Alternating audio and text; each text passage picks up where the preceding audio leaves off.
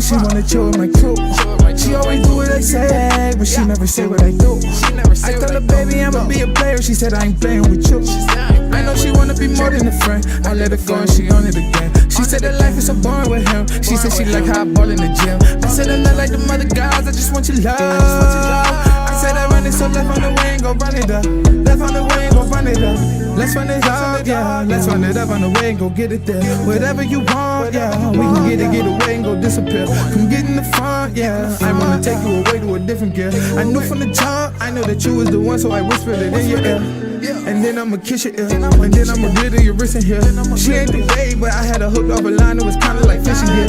I want you to come with no risk of fear. I want you to come cause you sick of here. I want you to come and get lost. Want you to come tell your boss you gon' miss a year. I told you to listen, now listen here. Let's go take a trip to the Kokomo. Then take a week and go ski in the mines. Let's go take a trip to the Pocono. Then we can go sit in the ocean. I get you the kick with the open toe. We can go play and go be in the place with the sweetest escape, and you know it though. We getting paper, I know you know. Me and my baby done stole the show. The season my cake and I'm on the go. I'm leaving away from my door to grow.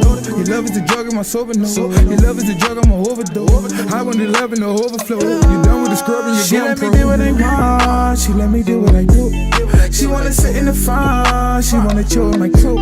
She always do what I say, but she never say what I do. I told her, baby, I'ma be a player. She said I ain't playing with you.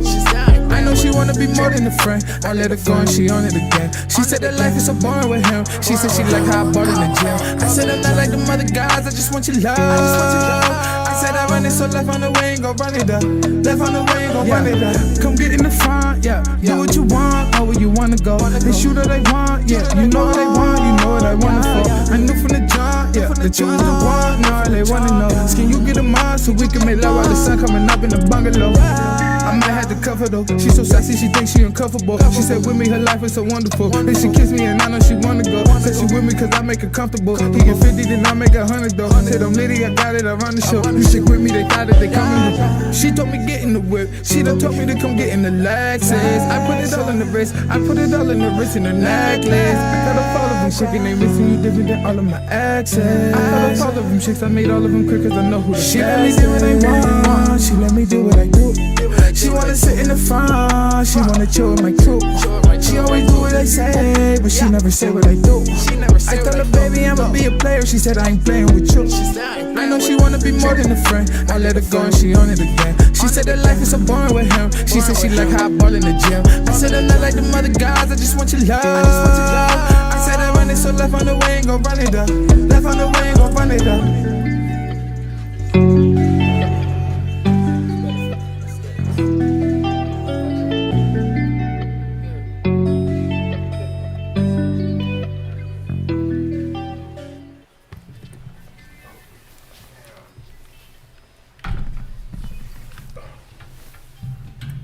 Alright, go ahead, click off and click on.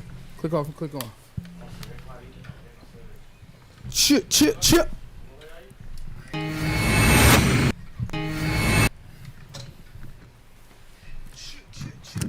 Quick Canon camera.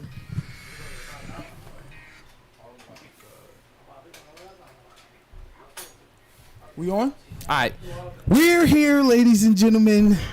We're back for another installment of the DJ Focus podcast. I got a very special guest with me today. My boy Draco Savage. Yo, Draco Savage. Hold up. We live, bro? We live? All right, cool. Look, ladies and gentlemen, we got a special show for y'all today. High-level conversation. High-level intellectual conversation. All day, all right? every day. I'm here to argue. Look, me and this dude right here, we argue all the time. In the barbershop. You gotta keep the old man sharp. Smoking. You gotta keep the old man sharp, man. First of all, I know. Alright. Smoking him. Alright. Ladies and gentlemen. I'm gonna get some introductions going on first. That's the first thing I'm gonna do is get some introductions going on so that we all know who we speaking with, we all know who we talking to. That's a fact. Alright.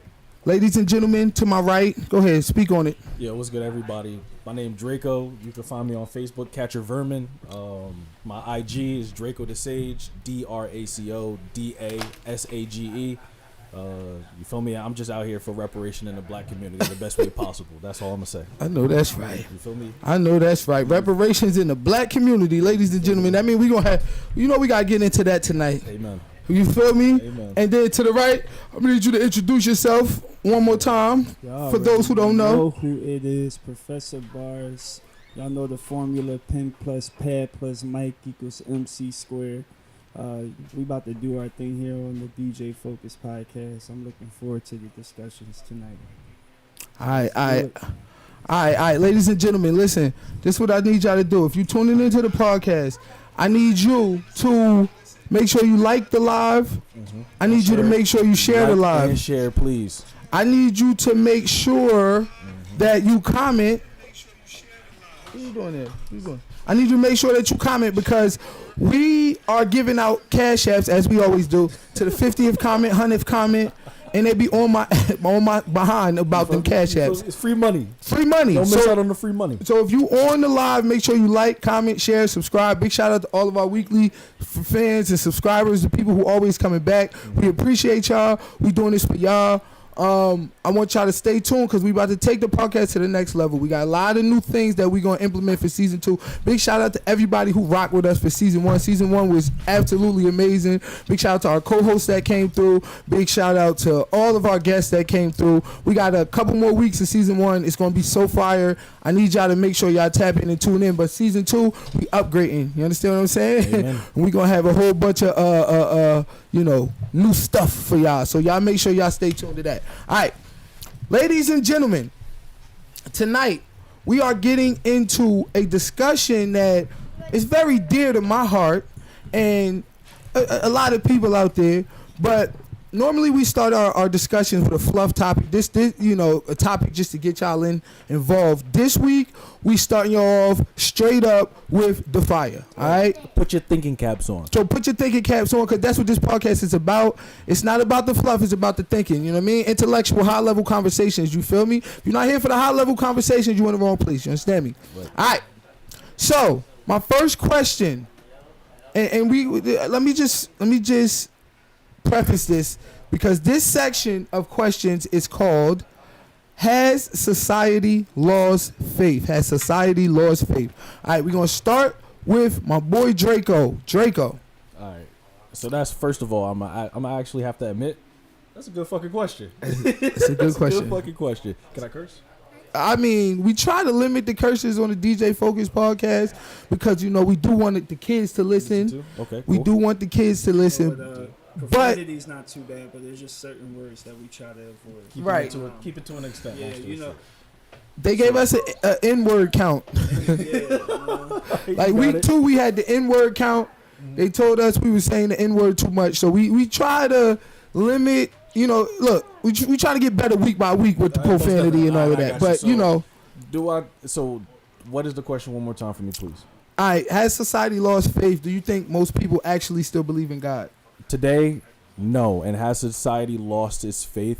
I'm have to rightfully say yes, and only for the simple reason is that we're going into a day and age of a lot of delinquency and acceptance of a derivative of what exactly is success. We're handing out, I guess you could say, participation trophies nowadays. So,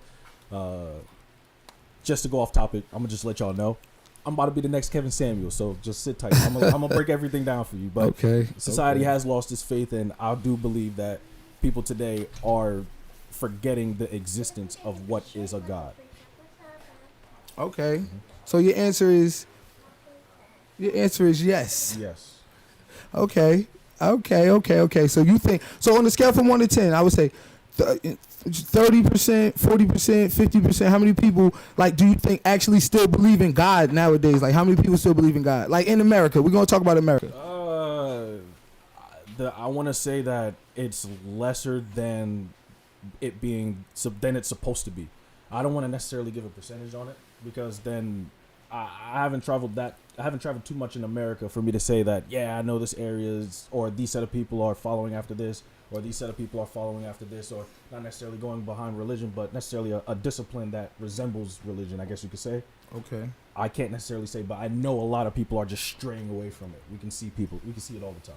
Okay, so About 40%, 50%. 40% or less.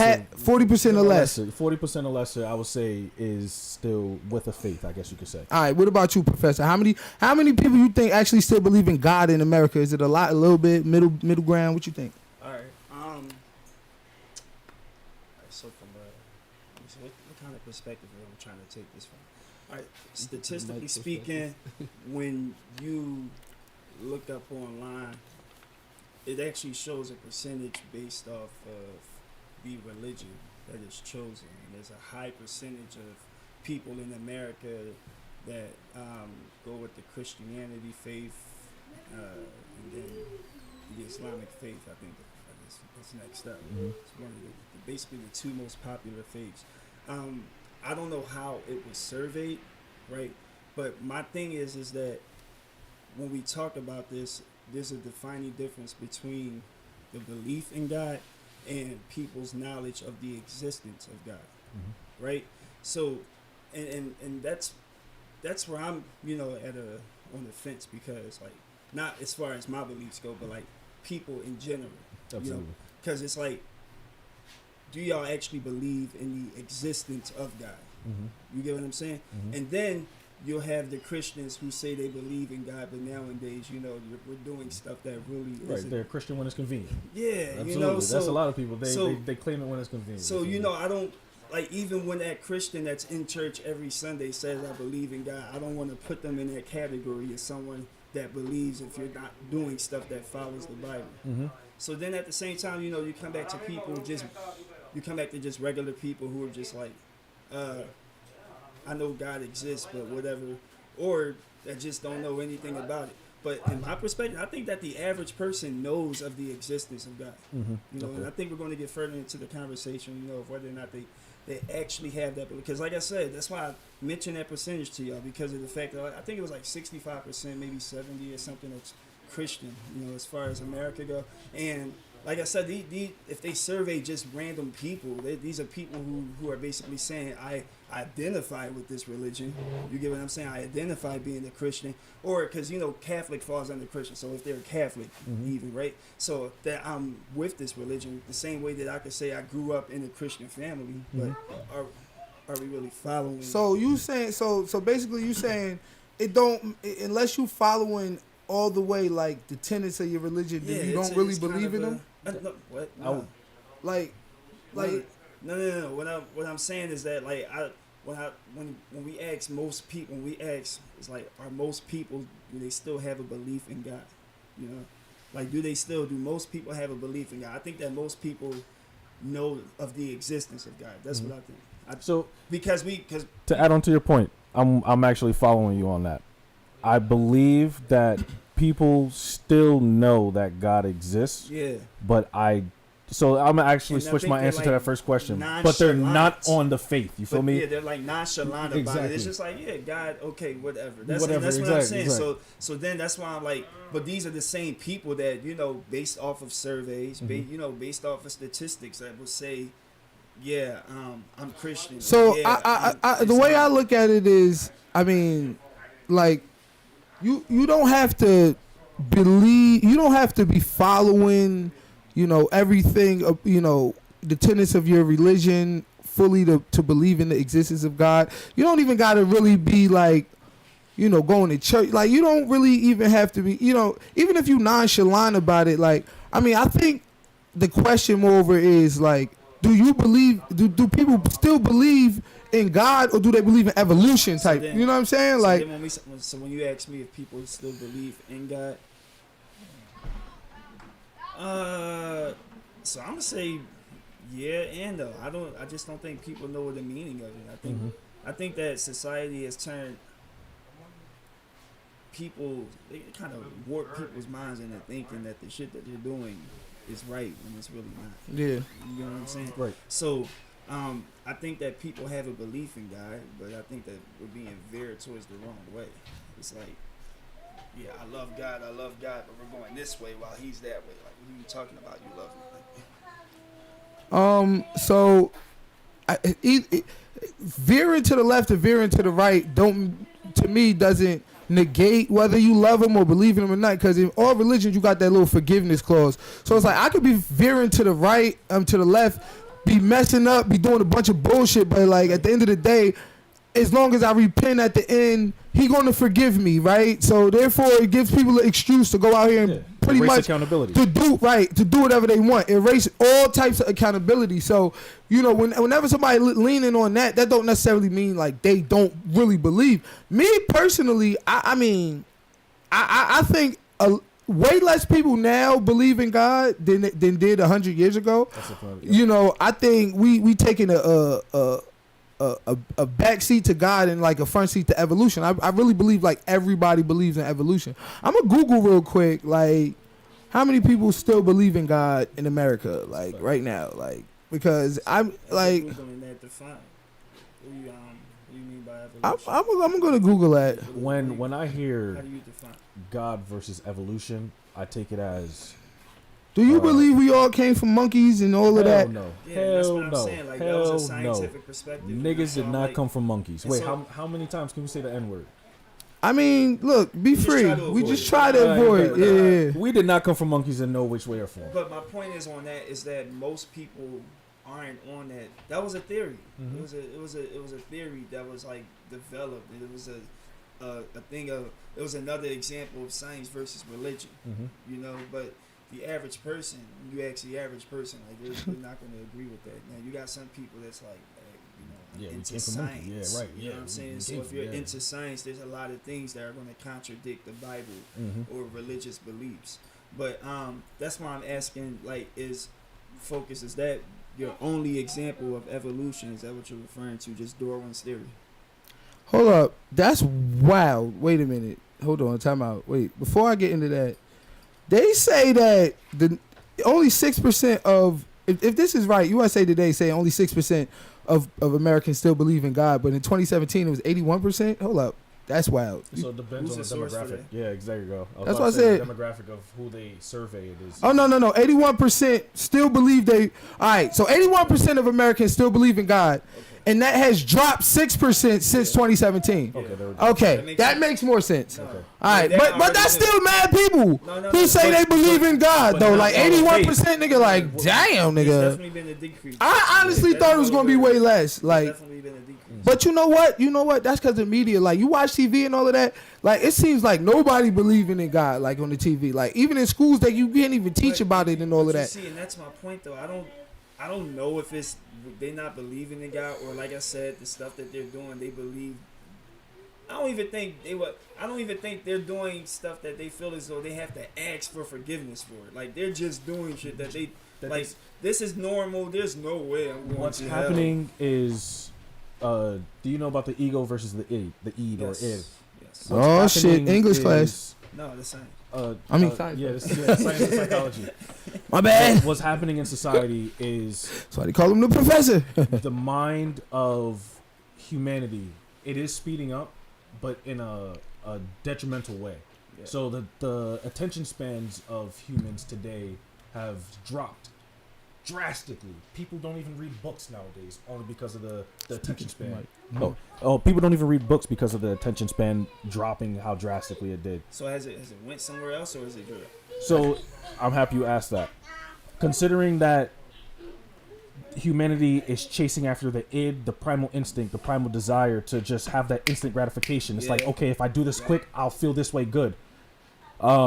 It's causing them to, I guess you could say, lead astray from what is, well, I believe, reality is amoralistic. So, but it's leading them to it's causing them to go astray from what is truly morale or what a human should do to be the ideal.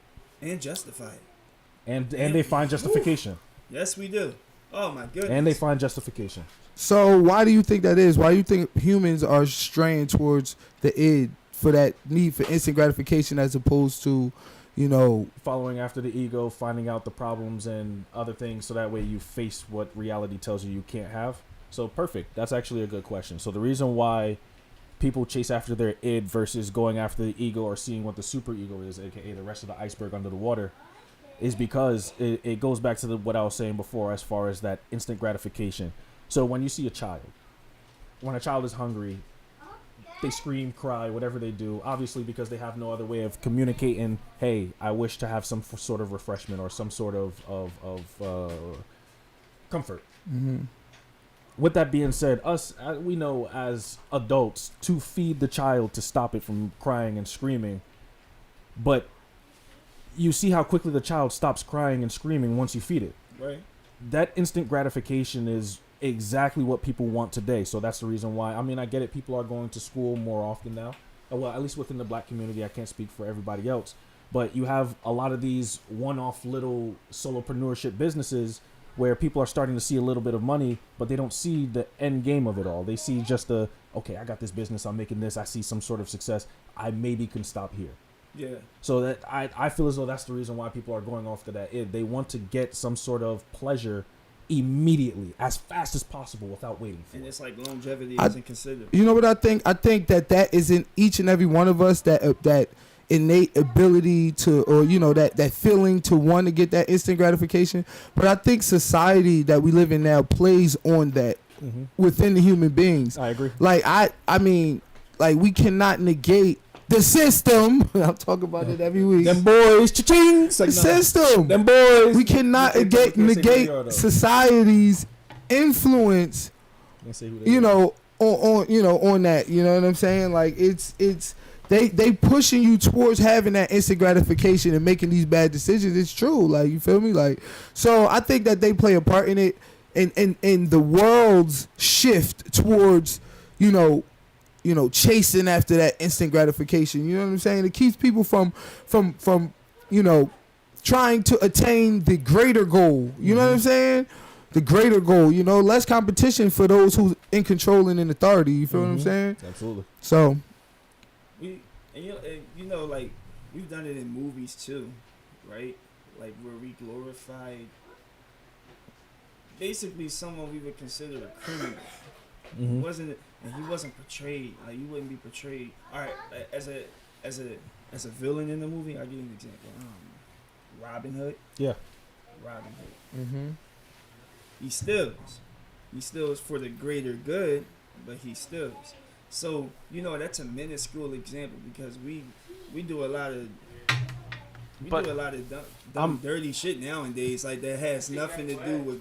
But in Robin Hood's case, for example, they were trying to justify it with, he steals from the bad guys and gives to the needy. But that goes back into reality being amoralistic. So it is wrong for Robin Hood to take from anybody. It doesn't matter who it is, whether you have 1 million of it or you have one of it. But it goes into the greater morale where he takes from the rich and then gives to people who literally cannot get it at all. Like within their power, it's impossible for them to achieve it. So, yeah, but I don't know. I don't think Robin Hood was wrong because he wasn't really taking. He was taking back. Remember, they was taxing niggas. You feel me? Like, so it's the difference. Like, you know what I mean? Like, if you doing it in retaliation, you know what I'm saying? Then let me it's ask not. You this question. Yeah. What's to stop those peasants from going to work the same way that the people who are working for royalty They was working, then they got taxed. No, but what I'm saying is, what's to stop the peasants from going through the same route that those militants went through for them to be a part of the royal family, to be doing the taxing rather than taking the taxing? Everybody can't be a part of the upper class. I'm not saying everybody can be. You won't have nobody to tax. But what's stopping them from doing what they did? Well, because the masses got to stay low, because then you ain't going to have nobody to tax. If the masses ain't low, who you going to tax if everybody doing the taxing? Nigga, you got to have an ocean of taxable people.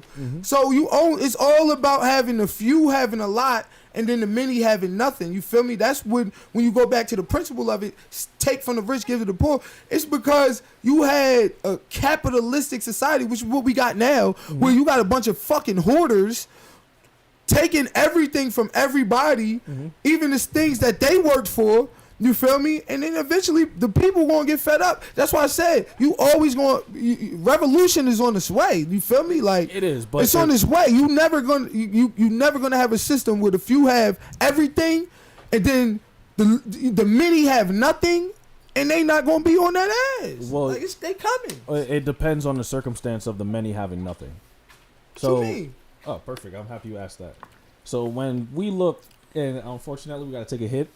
if we look at the black community, We got off topic, but go ahead. But, I know, but it's We going do deep. this. It's going Rabbit crazy. holes, Yeah, rabbit I know. holes. Yeah, but if we look at the black community, Oh shit, here we go. the black community has a bunch of people. Stand up for my people. No, I love black. I'm going to repair the black community. I'm going to die by it. I promise you. If I have to die by repairing the black community, I will do so. I'm we putting gonna my work together. You feel me? We're gonna work together. But if we look at the black community, it is. Oh my God! I need a better. You can do it. It's gonna be alright. It's gonna It be is saturated with people who wish to just be given things and not work for it. Unfortunately, and I have to say that because we all from the hood. We see it happen all the time. Mhm. With that being said, there should not be a Robin Hood inside of an area like that because it'll be pointless. You'll just be giving people a fish to eat and never teaching them how to fish.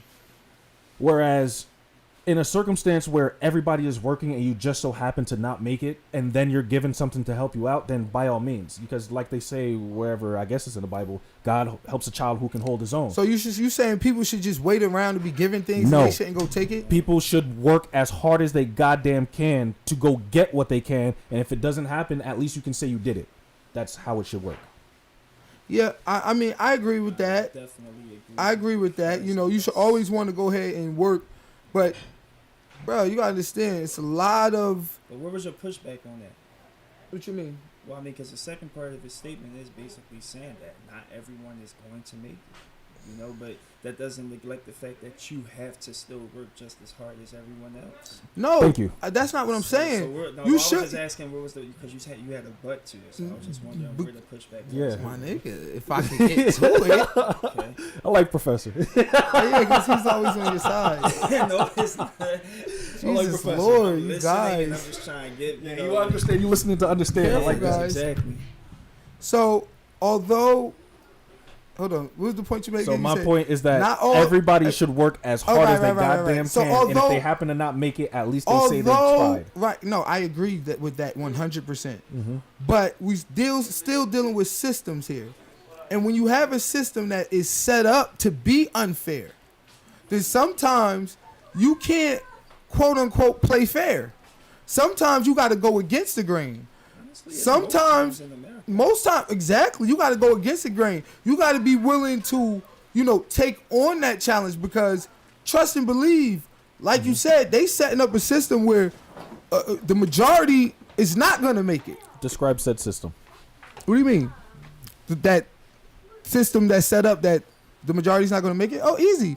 When you have, I just mentioned capitalism. You got capitalism. You have the few hoarding, taking everything without any regard for the many. You have a system where we're more worried about, prison inmates than fair wages. A system where even those who do work hard aren't given fair wages. Okay. So the system itself is not set up for people to be rich. And then when you talk about black people specifically, we were set behind the bar a long time ago, not only physically with the physical burning down of our, bustling, economic neighborhoods and territories, but with the very ideal of having a self-sufficient black neighborhood and territory with civil rights. All right, so let me ask you another question. How my So thing these is, I'm playing systems- devil's advocate right now. How long are we going to use that as an excuse? Until I was about to get to you. no, I'm just saying no, but no. Listen, the excuse is still valid. The excuse is still I was valid. gonna help you out Listen. a little bit, focus, just a little bit. And that's I have a cool. little bit of statistics to actually prove you The why excuse is I'm asking that the question. excuse is still valid. You know what I'm So- saying? And the fact of the matter is, as long as we're in this condition, and as long as we have not overcame, those who put us in this condition, then we always going to be able to say, listen, and be able to point back to that.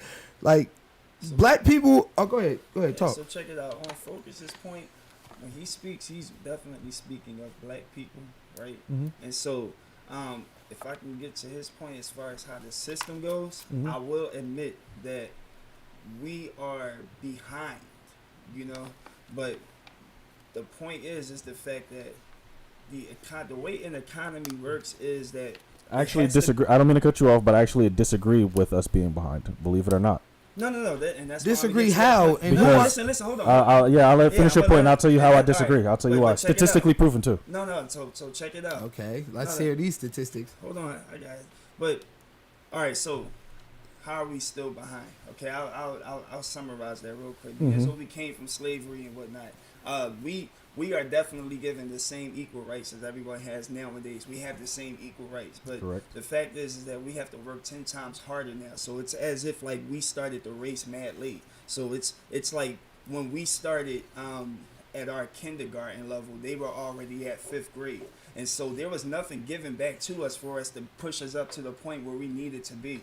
And it's an unfair advantage, but it doesn't give us the right focus to, excuse ourselves from being in the race. And that's the point that I make to you as far as the system go, right? Because the system, what I was about to say, the system, when I was about to talk about the economy, because like I said, an economy does not exist without people being at the bottom. People being at the middle and people being at the top. Right. So when I talk about the system, I'm referring to everybody, not just black people. It's just that black people are going to be even further back. But at the same time, people have to be at the bottom. So you're going to find all people of all races. They say that the average salary in the U.S. is $40,000. That's $40,000. It's about 50. Yeah, it's about 48,426, something like that. So let me say this real quick because I have to push back real quick on your. It's a high percentage of Americans that don't have $1,000 as an emergency fund. You understand what I'm saying? Like struggling for a few dollars is actually a common thing. People don't even know if you're working a 9-to-5 job. Like you get what I'm saying? You work a 9-to-5 job. Your hourly wage that you're getting is actually $4 less when you put in that 21% taking out taxes. And people look forward to that dumbass tax refund. But when you look at how much you made before and after at a yearly basis, it's a whole $10,000 difference. You're not getting that back math don't be in tax mathing. refund. Right. No, And so therefore, it's like we're not even making the money that they said that's on the wage. We're not everybody's meant to make that wealth. That's why it's called the American dream. It's called equal opportunity, not equal result. Right. You understand what I'm saying? So it's like we're given a bone that they're hanging out, and we just keep racing for it, but we're never get it. So here's the thing, though. Anybody will. I'm not referring to black people. Real quick. Nobody will get it. Only that top 10, 20% is going to ever get it. No. That you're wrong again. And disagree with that. You just listen, like to say you. I know, but listen though. This is the thing. First of all, if black people, when you just said, black people don't have an excuse to not be in the race, bro, we in the race. We've always been in the race. But see, the problem is the race is sabotaged. Hold on. Let me give you my stats. I got you. So he can rip you apart. So let me finish. Go ahead. We in the race, but the race is sabotaged. Every time we get close to the finish line, as you said with the bone, the dog chasing the bone that will never get it, they push the bone back. They push the finish line back. That's why every time. Okay, so we need to get in a new race. But I need you to give me an economical example for you to tell me about the bone that's being pushed back. Okay. I'll tell you right now. First of all, let's go back to when we first got out of slavery. We had hundreds of thousands of acres of land that they took from us with eminent domain. They took from us. Right before after Reconstruction, they took from us, and then you know what they did with this same land because we was in the race. You know what they did with this same land they took from us from eminent domain? They gave it back to white people only with various housing acts. The Housing Acts of 1865, Housing Act of 1930. They gave these various housing acts back with the same land that we got fair and square. They took it from us. So that's an example of them pushing us back economically. When we built Black Wall Street, Wilmington, North Carolina, Rosewood, Florida, Old Philadelphia, and various other bustling communities throughout the United States, they literally killed thousands of people and burnt them all down, physically burnt them down to the ground. And they pushed us back economically with that. These are real life tangible reasons. Redlining, when they took and through the Housing Act of 1930 created the suburbs and then created the hoods and adversely created the hoods, they redlined those hoods and then wouldn't give us credit, wouldn't give us loans, wouldn't give us anything. They put us in projects and wouldn't give us none of that. So they further pushed us back with redlining. And then they gave foreigners and foreign visas to come inside those same red lines and set up businesses. That's how we end up with Koreans, Chinese, Hispanics, and everybody else in our community with stores. It's not because they can get right and we can't. It's because the United States government redlined us and then gave them foreign visas that they would not give us. So the bottom line is there's myriad tangible excuses. Real life examples of them pushing us back economically. You feel what I'm saying? I could go on for days. When they privatized the prisons, when they militarized the police, when they criminalized you, they pushed us back. I gotta hear Drake. Go. Now, I want to say post 1975, roughly. I wouldn't say black people are as far back as you guys are allegedly stating. Only for the simple reason is that the African American woman is, as of recently, I think it was as of 2019, was put down as the most educated ethnicity and race inside of America. Which we're well aware. Secondly, the main reason why black people are behind, I'm going to say it's by choice. So the reason why I say it's by choice is because statistically All right, speaking, Kanye. yeah, it's by choice.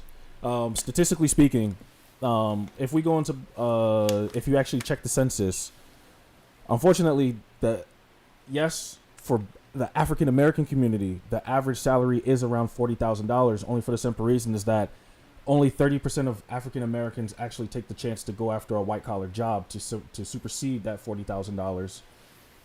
Another 50% go after blue collar jobs, which is labor induced.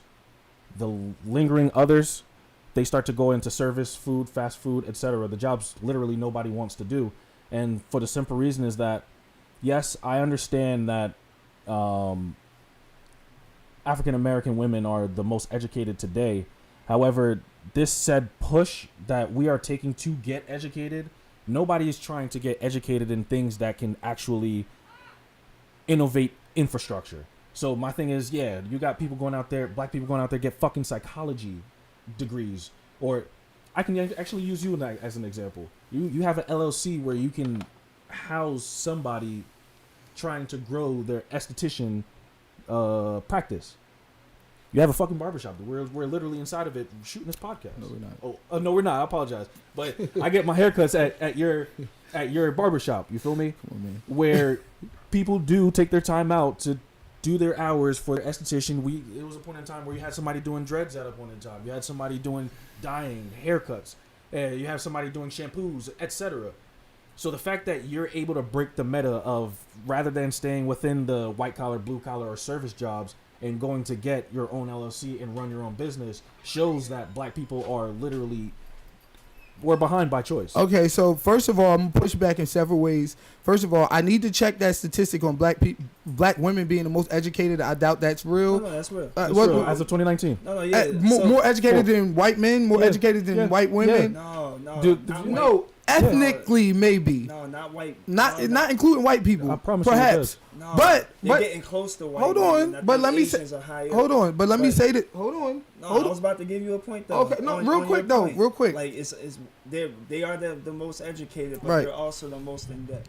Yeah, exactly. Yes. Women in general But hold on. take up 75% of America's All debt. right, now check me that's out. That's a stat right there. Women in general. Okay, so not only are black women not over white women, not over white men. They are. Maybe Well, not men, not ethnically, men. okay. Not men, women. But on top of that, even though they may have the highest educational rate, according to some studies, black men have the highest incarceration rates. Yeah, that's Okay, and I'll wait, break let down me why. finish. Let me finish. Mhm. So before you say that black people are at an advantage now, and then be selective on which criterion you choosing to show how we more advanced, you choosing black women in that statistic only, while you leaving that black people are leading in every statistical indicator.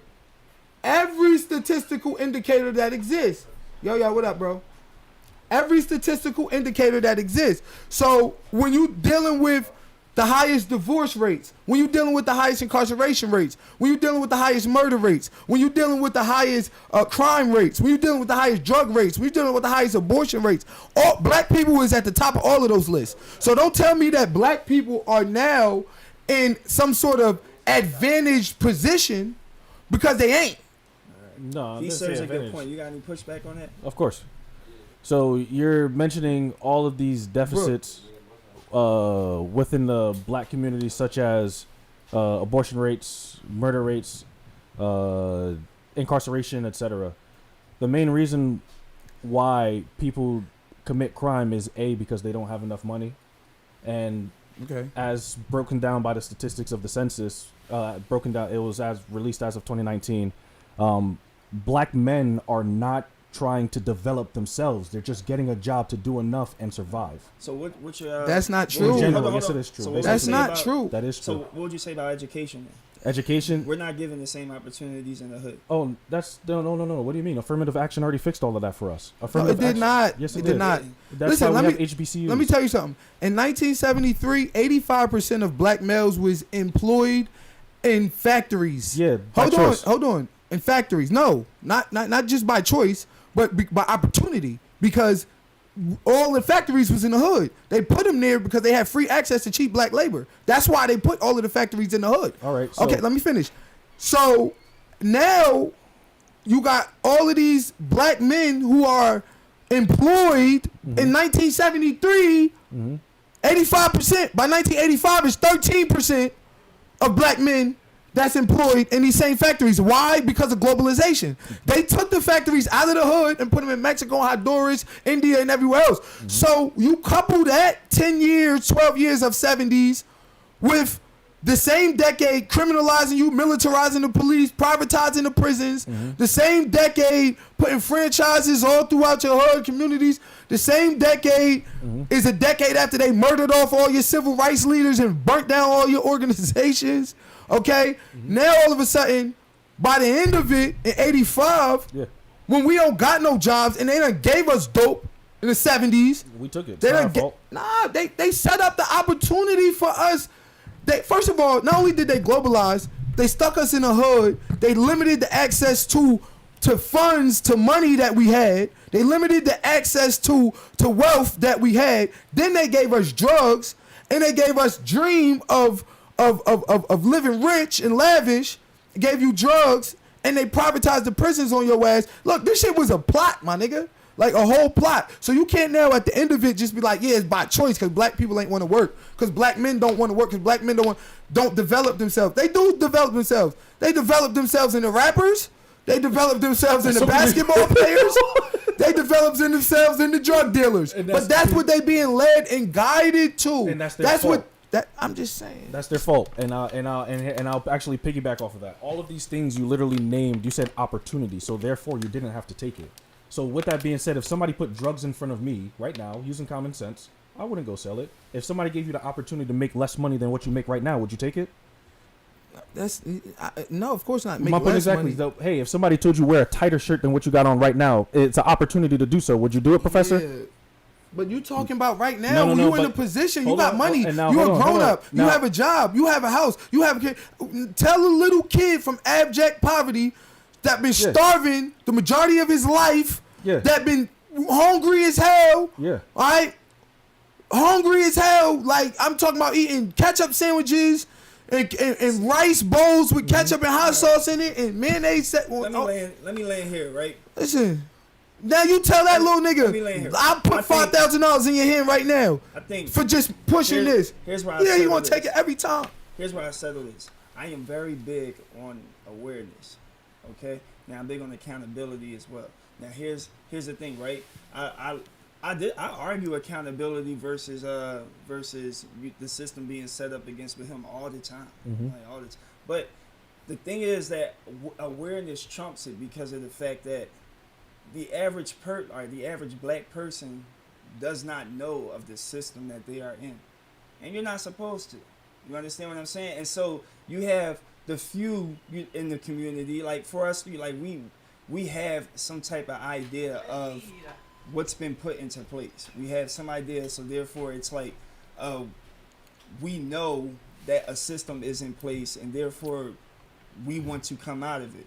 You get what I'm saying? So the accountability part is on the fact that we already know, and therefore we have to take the steps and measures to get out of it. But then there are people, the majority of people do not know. But like, I give you an example. Think about child support, right? When child support only works against the man, it really don't work. Like, it works for the woman, right? But majority of the people that's actually benefiting from it has nothing to do with the woman. She's only 1% benefiting from the whole shit, and he's the only one that disadvantages from it. You know, but they got the woman on their side. So therefore, if the woman was actually aware of the fact that it's me and the government and the state and the courts benefiting from all of this, but he's not, just because of the fact that me and him are having issues. Because the average guy, we know that we. Can I piggyback off of that? Because you kind of just added to my point. When you say that, if you know that there's a system set up and you know that there's some form of beneficial. Majority doesn't know. That's why I was stating the point of child support. Like, that's why most people don't know, bro. That's why I was like, most people are within the city. Like, most people don't know. Me and you, like, we know of this system. We know what's against us, right? But most black people play within the city. Like, how high do you think the percentage is of people who vote Democrat? Oh, it's disgustingly high. Why do we keep voting? Black people just voting Democrat for no damn reason. Because they're gullible. They hear black reparation from a Democrat representative and then they just go with it. Okay, and that's what I'm saying. So it's like, say you low, bro.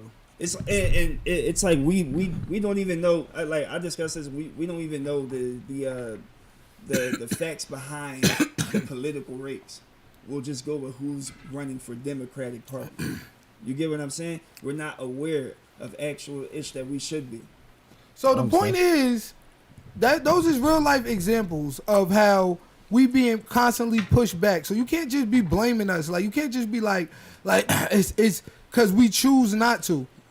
Because when you say we, you speaking of us as a whole. You speaking of people as a whole, and you don't know each individual or each person's circumstances and what they going through. See, I don't want to say it's half accountability and half the system. Thank you. I can't. I don't want to say that. It's all accountability. It's not. It's like this. I think it's because you have to learn this shit first. We have to equivocate this to somebody getting fat. It's accountability when you dealing with an individual. But when we're having a sociological conversation about the masses of black people, you gotta talk about the system. Period. Can you name one example of you ain't even get that point? Can you name one example for yourself where you know that the system is set up against black people? Can you name one example? Yeah, there's countless examples. Now it's countless examples. Oh, that's what I'm saying. But the thing is, well, like, just before you talk about accountability, what's one of those examples? Jim versus Brown, that was one that was against us. Jim versus Brown? I can't really remember names. Brown versus the Board of Education? Brown versus Board of Education. Something really Jim versus Brown. Rest in peace, Jim Brown. He just died this week. Right. Something systematic we see on a daily basis. All right, there was this white guy. His name is White Mike. Mm-hmm. His name is White Mike. Got on stage, had a whole seminar. The name of the seminar, you want to know what it was called? It was called Black Murder is Normal. It is. It is very normal. So what I'm saying is, like, black murder is normal is part of a system to where as though we make it okay for black people to die by the hands of another. We talk about it, that white people put it on white and Jewish people mainly that owns record labels. Them boys, don't say the J word. Them boys. Yeah, I knew it. Something just clicked. Oh no, we back. All right, cool. But yeah, don't say the J word. Them boys. Okay, listen, right? We know who owns most of the record labels, right? Them boys. So now, their music, like the music that comes out, wouldn't pop if it wasn't drama filled, if it wasn't violent, if it wasn't provocative. I don't think it would pop. I think affected by it. I disagree. No. Listen. Don't get it twisted.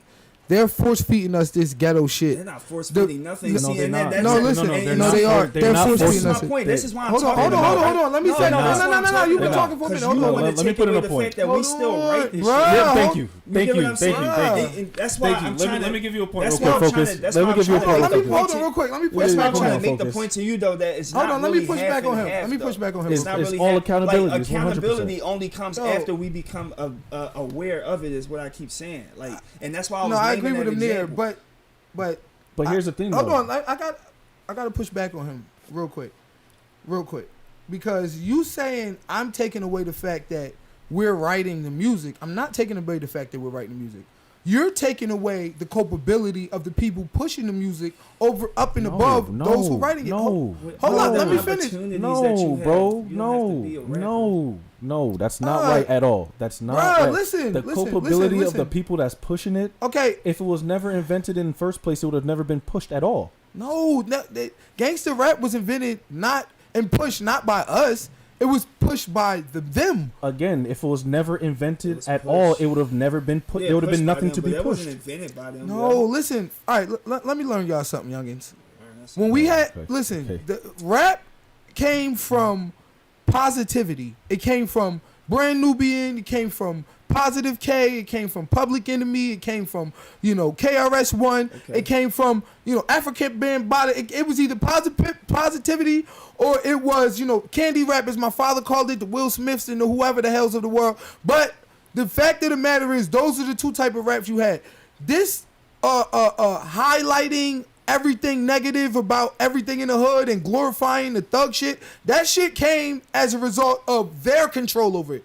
When they took control, the Aristas, the Atlantics, the Interscopes, when they took control of it, that's when it went downhill. You're not being And specific, hold bro. on. Yeah, you're not at all. No, I you're am, not, though. like, you're just skipping over points. Like, what the hell? How is am that, I bro? not being specific? Like, I'm- because you didn't state who started writing this music. You didn't state No, that hold on. they say like Hold on, time you out. have to write Hold this up, time out. or you're not going to sell. Time out, sir. Like, because if I recall, gangster point. rap See, he just became wanna- gangster he just wanna rappers cut me first off. because they wanted to talk about the shit that was in the hood. It's not that they wanted to push it as like this is No, what bro, we, you're but wrong. No, he's actually No, correct. you're wrong, sir. And let me RZA tell you, RZA something. confirmed Excuse this me, already. sir. I No. love hip hop just as much Bro, as you. You I- gonna sit here and tell me? All I'm right, listen. Multiple Bro, rap groups said- Listen, confirmed that. you wrong. All right, and this is a fact of the matter. not. All right, now go look up Crazy Bones interview. He put it out there even before him. It was an entire plan. MK Ultra. This man came in there and said, "Listen," he said, "I worked for the record industries." He said it was a meeting between all the big record labels and they decided that they was going to use the music to control the minds of black and urban youth. Now let's correlate from when that meeting happened to now and tell me that the music has not been affecting the minds of black and urban youth. The very real fact of the matter is this, and I was making a point and I was being very clear and concise in my point. When they took it over, the Interscopes, the Aristas, the Atlantics, the Islands, when they took it over, that's when we seen this extreme push towards gangster rap, and this is why. Prisons became private. Whenever you have privatized prisons and you're selling prison stock on the stock market, prison is now a business. And like with any business, whether it be Burger King, McDonald's, or anything else, you need commercials for your business because you want to keep the customers coming in. Who are the customers in the privatized prison industrial complex? Black and urban youth and people in general. But that's their fault. But primarily, hold up though, bro. Let me finish. I had a question. Bro, and you still didn't let me answer. finish though, We real know quick. that crime came Bro, from let me prison. finish real quick. We know that crime Bro, came you was from talking for prison. mad long. I ain't cut you off. Yeah, but you. All right, so let me. Discussion. Bro, you was talking for mad long. I didn't cut you off. No, but answer the question though. I'm. What's the question again? You know, this is so. Anyway, let me finish. So now, if you privatize these prisons and they become a business, you selling it on the stock market. You need commercials for it, just like you need commercials for McDonald's, Burger King, and everything else. What's the commercial for the bustling business of privatized prisons where they making federal subsidies off of each inmate every year in the tens of thousands of dollars? Matter of fact, hundreds of thousands of dollars. Every year, federal subsidies, you need these prisons full. How do you keep it full? You keep it full with the commercial for going to jail, nigga, rap. That's a commercial for going to jail for young black urban youth. Okay? Not only is it a commercial for going to jail, but it's a commercial for buying Louis, Gucci, Prada. It's a commercial for the gun boys, the perk boys, and for everything else. So at the end of the day, it's a lot of people with a lot of vested interest in controlling the minds of the youth through the music. And that shit came along when they took control over it. So the bottom line is, when, as I said about the crack dealing, whenever you create the conditions for poverty, starve people, you always be able to find some young broke black kid, put $1 million in his hand and say, rap about this. We're not going to take and negate the whole system now because they found 10 or 15 black kids that was willing to sell their fucking soul. All you need is 10, 15 at a time. How many rappers is really on at one time? 10, 15? When millions is trying to make it? You only need one rapper out, 15 rappers at a time to sell their soul. And your plan works. And that's going out to millions of people, destroying millions of lives, getting millions of people locked up, and making millions of people rich. So you know what you just said? Making them millions of dollars. So you want to know what you just said? Knock it off. You just said black people are the most gullible people on this planet. I ain't say gullible, we controlled. Do not act as though we not fresh off of slavery. You said it yourself. We have been conditioned. We don't speak our own language. We don't have our own names. We don't have our own religion. I didn't say we don't that. have our own teachers. We don't have our own schools. We don't have our own educational system. We don't have our own media. We don't have our own music being controlled by us. We don't control Hot 97. We don't control 105.1. We don't control BET. We don't control none of this. It's being controlled for us. And every time we try to gain control, they took it from us. But whose fault is that?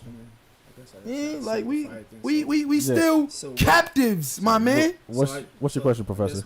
Maybe I have to simplify, reword it. Yeah. Y'all got me preaching.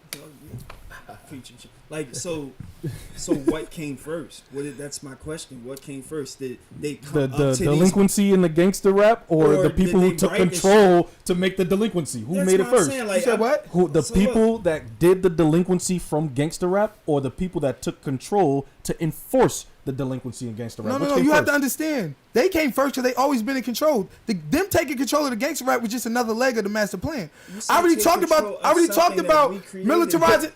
So No. that means that it came. No, we no, came but we first. brought it for That's what Hold I'm on, saying. time out. Like, what the hell? I'm Bruh. just trying to. You're Is y'all saying. silly or just No, just- you're not Hold mathing, bro. You're not mathing. Hold on. Is y'all You're not silly or mathing. just dumb? Yo, no. Let me break it down conceptually for you, my guy. Keep it real. Hold I'm on, gonna break it down no, conceptually for you, bro, because Is you're y'all not silly or just dumb? you listening to No, reply no and you're not disrespect. listening to No understand. disrespect.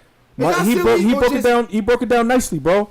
He literally just said if we never created gangster rap, there would not be gangster rap to be promoted inside of the Bro, hood. I'm trying to tell you, we did not create that. So who What I'm did? telling you is we created rap, hip hop, and when we had control of it, it was Brand Nubian, Positive K, Public Enemy K. I just explained this. Is y'all listening or did y'all just talking? Listen, we had So you're saying positivity. you're saying the government we made had NWA? After this meeting, You saying when the they gov- listen, look, all right, look, what makes more sense? What y'all are saying or what I'm saying? Because I'm telling you, when No, we- because you speaking broad, we're actually going to existential specific Like examples. hip-hop. So you saying they the showed you on government? the movie, it was a white man behind NWA pushing him out. Yeah, Jerry Heller. but you No, know but NWA NWA made themselves before the white man could push them. Exactly. NWA So went on therefore, we the created the delinquency. And look, Document and look, it. hold up. Document it. Hold NWA up. went on Apollo with gangster shit and got fucking booed off. Right, Ain't no exactly. fucking government tell them to go on the fucking. That's what I'm saying. I'm Hold like, up, they chose time to out. go on Wait a it. minute, wait They a got minute. booed off Go because listen. the people Hold didn't up. want it. Okay. So if the government Hold up. decided, hey, Time we're gonna out. put this shit out there, we're gonna Time make out. the people like Hey, it, nah. fine. But that's not how it started No, no, first. no. Ice Cube himself No. got on an interview and literally said, Wrong again. we started rapping the way we did because we started speaking about the shit that was happening in the hood. Okay. From niggas killing niggas. Okay. So Okay, therefore, so it wasn't the the government government.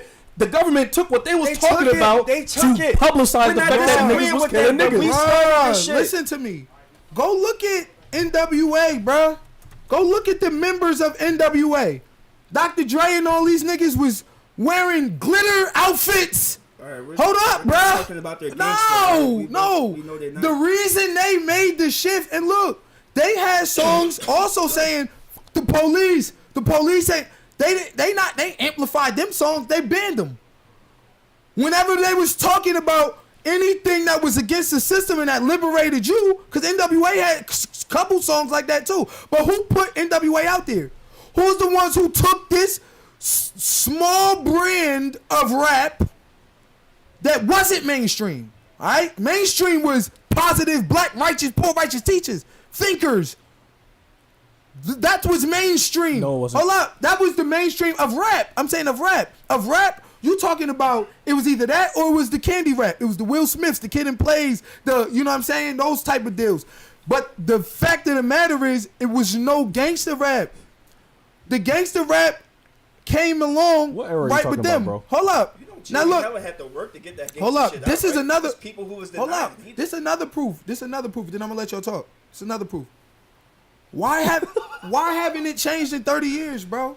Music is everlasting and ever evolving. Why is it with just that particular genre we've been rapping about killing people and doing all of this and spending all our money and doing all of this for all of these years? Why is it? That forward point is not something we're going to disagree with, bro. I'm just saying. That question right there, we're going to end up back on the same conversation, just agreeing for no Yeah, reason. who We just started skip the- over what yeah, we you actually in were the first- talking about, bro. Thank you. No, you ain't going to give me with that bullshit. Bruh, Listen, I right? just trying to shift told the you goal, it's my it, boy. bro. You I use just that. told You try to it's shift the started goal. with You using you. sign languages, my guy. Bro, listen, you need to Hold stop. up, time out. Hey, you Who wanted- picked them? Who Listen, signed them? Listen, Who gave that right, music and that's life? and that's why I was about This to is make my the point. Y'all That's not the gonna point sit I was there about and to just make. talk about That's the point I was NWA. about to make. You said that white man behind NWA. Oh, His bro. name was Jerry Heller. All right, and Jerry Heller Facts. went up to Eazy-E when he started hearing the demos that they were putting out. All right, so when Jerry Heller heard that gangster shit, he was liking it. But they also had to perform that shit in concerts, and Jerry had to bring record labels there. He brought multiple people there. Only one of them actually liked that shit. Most of them niggas was sitting in that crowd like, what the fuck? Like, they liking this gangster shit. This is not the type of music. There was a quote in the movie say, hey, let me know when you can find the next Bon Jovi. That's what he said. Like, some shit like that. Like, they didn't want to hear that gangster shit. Jerry Heller, a white guy, had to push it. He had to get people to like the shit. All right, so if he had to get people to like the shit, it means that he wasn't pressuring them. All right, you get what I'm saying? Like, he heard the shit. He was like, oh, shit, these niggas. All right, he got niggas in the hood that like it. And that means that people outside of this hood is going to like it. I'm going to make money off of it. And that's the exploitation of it. You know that the shit is violent. So, yeah, there's accountability on that white man. He's like, he's taking this gangster shit and like, Let's break alright, it down psychologically too. Humans have susceptibility to go towards things that are not productive for the brain. So, like, for example, we that fucking egg you were talking about? Yep, the id we're talking about. So that instant gratification that comes from that action movie everybody all loves. Like, for example, the Matrix trilogy. The first movie went fucking crazy because everybody's like, oh, yo, he's moving in slow motion, back flipping, karate kicking, getting everybody. Versus, who wants to watch a damn movie about Jesus? Oh, you're right. Tyler Perry was the only thing that got to black people as far as that go. And yeah, that's real shit. That's real rap. Okay. That, I don't know how you disagree. This is obvious This shit, too. is Like, psychology behind it too. Like, this is, but not only this, like, and this also is black people are obvious most shit. gullible people on the I planet. cannot believe, like, first of all, if we're talking about actual how many people want to watch a movie about Jesus, there's plenty of people. All you gotta do is be religious. Just like all you gotta It's do a is. small percentage. Thank you. No, I'm it's talking. not, If you it's had not. to choose Hold between on. an action There's movie and not. a movie about There's Jesus, billions of Christians, Muslims, and everybody else in the world. So the bottom line is not a small percentage. There's a demographic for it. There's a market for it. That's why they come out with 10 Commandments, Passion of the Christ, Gods of Egypt, Moses. how All of many these times movies. you see that in the they movie come theater, out- Exactly. How many times you see it in the movie Well, theater? you know what hits Come on, billion dollar and box hold on. office, and Yeah, what, bro. yeah. Like you name it. You trying to dodge? You trying to dodge the? You feel me? I'm not. You naming exceptions. Like you cannot sit here and justify these little small ass exceptions, yo. I'm not- Passion of Christ was really the only y'all one just that wanna everyone talk. really knew about. Y'all just want to talk. No, it's not. Yes, it That's is. not No, true. it's not. No, Prince of Egypt, Passion of Christ, Right. right? Come on, like the Right. real big ones that people really knew about. Right. There's Bruh. a lot of gospel movies out, but they wound up becoming like indie movies. They Right. wound Okay, up, all right. Let me talk for a second. right. Because if you guys are actually trying to compare the Matrix with gangster rap, you lost your mind. And if you're actually trying to act as though we have some no. insatiable sick appetite for gangster rap, like we had sick appetite Nope, for nope. action movies. Let me fix that because Hold you're trying on. to you're jumbling up my See words. how y'all just want to cut No, me no, off? because you're jumbling up my words, and I'm not trying to let you direct that in an incorrect direction. What I said was, we get the gratification from gangster rap way more than that candy rap you were mentioning. That's a lie. Now let me finish. I got your No, point. No, I you didn't. No, you didn't. No. Let me I finish got my your point. No, let me finish. I Because got you was your- already going off Yo, on the wrong Draco, end. I got your point. Now look. Now check me out. If you're trying to compare in any way, shape, form, or fashion the Matrix and gangster rap or try to intimate that we have this insatiable hunger towards gangster rap that we won't gravitate towards anything else, that's cap. I didn't say insatiable hunger about gangster rap, which is why I said let me finish my point focus. So therefore, like I said, the dopamine and instant gratification that we get from gangster rap versus listen to your Will Smith, etc., is equivalent to us choosing between somebody watching a movie about Jesus versus watching an action-packed movie That's like not The Matrix. true. Yes, it very is. true. No, It's the psychology let me break behind it it. down. You have- Okay, like, let me break I it. actually study psychology. Okay, let me just letting break you it know. down. That's not true, Okay. and this is why it's not true. Okay. Okay, because dopamine doesn't. Excuse me, sir, bruh. Dopamine doesn't just come from negativity or a rush towards negativity. It which, comes let from me your finish. excitement from Yo, what my you man, watch. I my never man, said it's for from real, the For real, negativity. let me finish.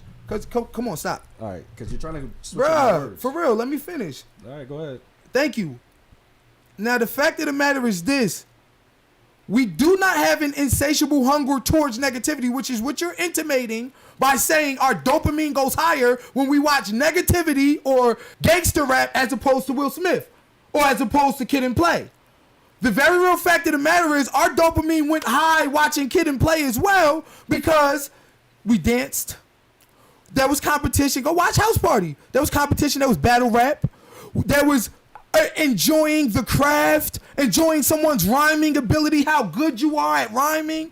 Dopamine came from all of that too. We are not this recalcitrant primal race who can only gain gratification from negativity, which tell is you why what you're you're wrong. intimating. Hold on. Let me finish. Which is what you're intimating. Which is why I said you cannot compare The Matrix and are wanting to watch The Matrix with that. Now, and this is another reason. Moods. I could be in the mood to watch The Matrix. And then Sunday morning could come and I could be in the mood to watch the Jesus movie. The two are not mutually exclusive. I do not have to like one or the other. The dopamine I'll gain from a gospel song on a Sunday morning is equivalent to the dopamine I'll gain from a good song on a Friday night on the way to the club. No, Hold up. Hold on, bro. Bro, you're not following Bruh, after let what me I finish. said. And Bruh, that's let why me I'm fin- saying you're not Bruh, understanding let me what I fin- said. You're Bruh, just, let me you're finish. just responding. Bro, let me finish. But you Bro, are let me responding finish, to- bro. Let me finish. Oh my I am God, bro. responding it. You know, You're just not listening. Now you're look, not responding to what I said, and I'll tell you why. You literally did not respond to what I Bruh. said. I'll tell you why. You compared music on a Sunday morning to some turn up music on a Friday night. I said if you had to choose between the two at the exact same time and take one or the other, you will take the more all right, now stop action-packed cutting thing. me off. And if you would listen, You shifting the goal. hold up. Stop cutting me off. And if you would listen, I answered your question, bruh. Okay. Now, the bottom line is this. You said at the exact same time. Well, it depends on what time that is. Because if it's Sunday morning, I'm not going to take the turn up trap music. I'm going to take, oh, Jesus, I love you. There's a keyword. Hold up. Wait. But if it's a Friday night, I'm going to pick the take, keyword. hold up. And if it's Friday night, I'm going to take, or one will take, the trap music if it's a Friday night. Now, you just said, oh, well, that's you. Everybody not into Jesus. Well, everybody not into trap. Some people on a Friday night going to fist pump on their way to the club. Uh-huh. So, and get dopamine from that. Cool. Some people on the way to a Friday night going to be listening to Taylor Swift and get dopamine from that. So this is not the only way you can get it is one or the other. But it is, if it's Friday night, you're more liable to get dopamine from the trap music. If it's Sunday, you're more liable to get dopamine from the gospel music. All right, cool. Now, can I get to my point, please? Yeah. So, Smoked you. right now, no, you didn't. You didn't say And anything. you- So now watch this. So I'm y'all? initially a mathematic and education major, and I'm currently an accounting major. So with that being said, while I was taking my education classes inside of psychology, I was showed multiple documentaries on what keeps the attention span of not only a child but also an adult 18 plus.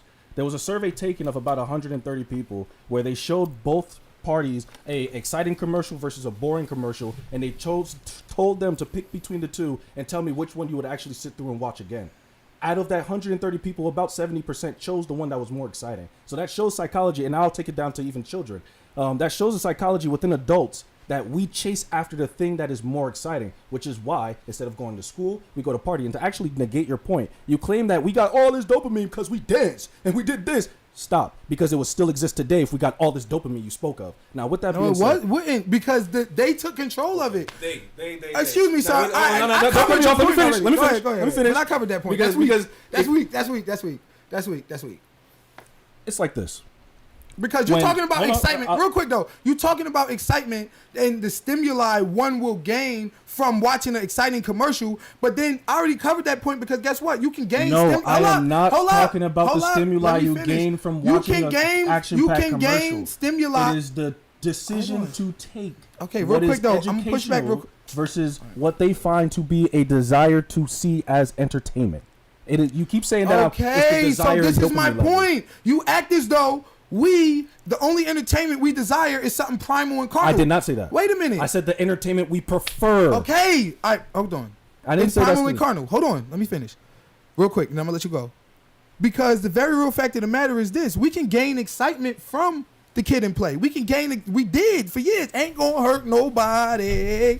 We did. So and where is right it today? now, as a DJ, I still play different songs in the club, old school, and they get right on the floor. Why do they do this? You know, Yeah, ain't my but type of hype. You're talking about why do instantly, they get on the floor? But let's look at the time things over time, This is bro. what you Let's do in look the at barbershop. reality, bro. You talking about these b-boy rap groups were so dopamine boosting, but they don't exist today. What exists Why? today is gangster rap. Is because what I've No, been that's a lie. You ask why? Let me answer you, bro. Just stay quiet That's for a a quick second. lie. I got you. That's a I'll lie. show you why it's not a lie. That's a lie. You just said that we don't chase after the primal and carnal dopamines. However, the b-boy rap went out and gangster rap got bigger, even bigger over the course of You wanna time. know why? And you can see it Because in they reality. control it. No, it's Because- because we get more dopamine from the Because- gangster rap. No, it's hold on real quick. It's not because we get more dopamine from the gangster rap. It's because gangster rap makes the Percocet boys money, the Gucci boys money, the Louis boys money, the prison boys money, the gun boys money, and everybody else money. Okay. So everybody has a vested interest in continuing to eat off of us. They call us the consumer nation. We put it in a rap. We talk about Robin's jeans or True Religion, and now True Religion is the number one.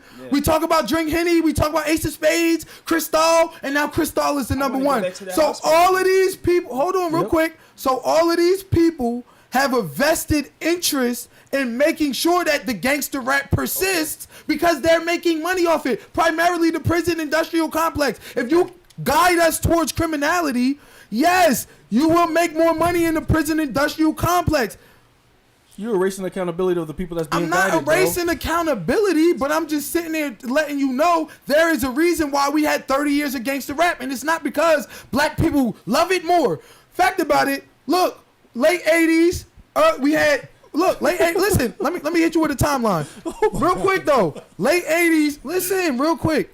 Late 80s, we had positive rap, right? I just said mid 80s, late 80s, right? Positive K, KRS-One, all of them, right? Then when we went into the gangster rap phase, we still had the De La Souls. We still had, certain, barely can Will name them Smith. because they barely Hold on. existed. No, Will Smiths. Hold up. Listen, the De La you call it Souls. positive rap? Listen, the Will Smiths, right? We still had the Queen Latifah. She was early 90, right? We still had, various, upbeat artists, right? Then the gangsters took over. Good 10 years. By the time we got to 2001, 2002, niggas was tired of that gangster shit. You talking about that's all we turned on to. But all of the gangster New York rappers was going down, and that's why all of the South rappers blew up. The South rappers did not blow up off gangster rap. The South rappers blew up with lean with it, rock with it, trap rap. two-step, no, That's trap dance rap. Hold up. Dance rap, because we was tired of thugging and mean mugging in the club. So we start going to the club and we wanted the two-step. We wanted to lean with it. And my white tee, we wanted to, watch me Soulja Boy. We wanted to dance again because we was mean mugging for the last 10 years. We are A going couple- so far from the fucking A couple, question I'm trying to ask. hold It's up real ridiculous, quick bro. though. This Hold is on real mad quick far. though. This is A couple ridiculous, years bro. after that, listen, my nigga, keep up. A couple years after that, the down south rap now is thug shit. So this is not black people just in love with thug rap. We gravitate out of that. We gravitate towards something different, and then they force us back into it. I think the people want to hear the Professor's question, man. What I'm trying to understand is like you keep calling it positive rap in comparison to gangster rap when it wasn't called positive rap back then because it was just rap. Exactly. And so the house party shit that you were referring to was looked down upon on. Because if you looked at his dad, for example, there was actual music that they were listening to that was not rap. So that little They that's rebel. what I'm- Yeah. They call it rebel rap back Exactly. when. Thank you, That's yo. my Thank point you. because They called it rap rebel was rap not when it first something that came was out. just fucking accepted back then, and it had to Excuse become me. a trend growing. Wrong again. It was Wrong again. Are you serious? Like, come, this is. It wasn't you can't- it. There's no point that I Wrong can make again. that you won't disagree with, bro. 'Cause you're wrong. And that is crazy. You're wrong, bro. That is crazy. You're wrong. You talk about Will Smith's father in the movie and them listening to older stuff. Will Smith's father had a problem with him going out and sneaking out and getting bad grades. He ain't never had a problem with rapping. Stop. Hold up. Will Hold up Smith real was quick. not in House Party, number See one. this? Okay. I mean, not Will Smith. Damn Kid. it. That's number one. Hold on real quick, though. Kid's father never had a problem with him sneaking out. I mean, rapping. You just made that shit up. He had a problem with him sneaking out the house. He had a problem with him getting bad grades, getting in trouble in school. Please do not try. Don't get off the point, bro. He Let's didn't- not talk about I'm the on thing. the point. You Come on, I don't want to talk about the point, bro. Yo, Look, bro. what I'm saying is like, look, Oh, all bro, right. you getting mad? No, like, I'm not getting mad. It's just like you about to start naming stuff. I was not. Bro, you mentioned Kid's father. Yeah, but that was you the one I who was said not Kid's saying father, that his No, and then was listening was to not all the saying- He was music. trying to put together a point, though. Yeah, and I was not saying that his dad throughout the whole movie had a problem with rap. I was saying That was a fact bad that, example. No, what I was Let him saying finish that the in example. comparison, as far as music go, in comparison, when you looked at rap and you looked at the type of music that he listened to, rap was not popular, and so therefore that little rap, that little positive not rap that true. you call Actually, rap was that- not popular when it Bro, first came that's out. not true. You're making shit up. Now listen. That's Hold up. crazy. Bro. Time out. Let me listen. Bro. Hold up. Time out. Listen. What was mainstream until about 85 Hold on, was I'm pushing R&B back and on him. soul. Come on, don't double to me. Don't do that. I'm pushing back on him right now. You're making shit up, and this is why you're making shit up. Kid and Play were extremely big. You might be too young to realize. In hip-hop. Bruh, could you stop? In hip hop. Could you Thank stop, bruh? For real. Yo, 'cause- you know, rap wasn't mainstream until Yo, my about like nigga. 91, bro. Yo, for you real know that, though, right? For real though, stop though. For real, cause y'all starting to get me tight. Like for real. I'm gonna tell you like this now. House Party was a movie in the movies that is a cult classic. Kid and Play had a cartoon. They had their own TV show. Y'all too young to remember. They had their own TV show. They were the biggest thing since sliced bread. So don't hold up, bruh. Hold up. So don't tell me they wasn't in style. They were. Hold too up. young, though. And hold up, You're bruh. saying shit again. Yo, You're bro, too can young I to finish? understand. When you make statements like Can that, I it's finish? like, how do you expect someone not to react? Can I- What type Bro, of you word- gotta wait till I don't you gotta make wait till your statements like turn. that towards you, though, You right? gotta wait till your like, turn. I don't say you're too young for this and this. Like, No, you you are want to too young state to your remember. facts, fine, but that's what Bro, I'm saying. you That's too young. bullshit. The fact is, you too young to remember. You 3 years older than me, Alright, so bro, look, and I'm though. too young to remember. Well, you obviously are. Alright, So look though. Bro, you're using so, sign language. Hold You up, can't man. do that in the Alright, podcast, bro. Y'all, listen. Come on, can't. stop. But I- you can y'all insulted cut me off? No, I'm but you not. insulted. You just called him I'm- too young to remember. I'm saying- That's Let him using sign finish, language, bro. 'cause it's like, let Oh, him man. finish. Let him finish. Cause y'all niggas is doing too much. Alright, Y'all so- getting off the point. You made a point that old heads look down upon that music. I'm about to crush that point. But before I crush that point, you also made a point that that rap at that time was frowned upon. That's a lie. They had their own cartoon. They had their own movies. And Will Smith had his own TV show, and those type of rappers were the biggest thing since sliced bread. They went out of style because gangster rap came into style, and there was no place for partying and having fun. You had the mean mug, kill, drill, and everything else. That's why they went out of style, my man. All right, now, the fact of the matter, hold up, my man. Now, the fact of the matter is this.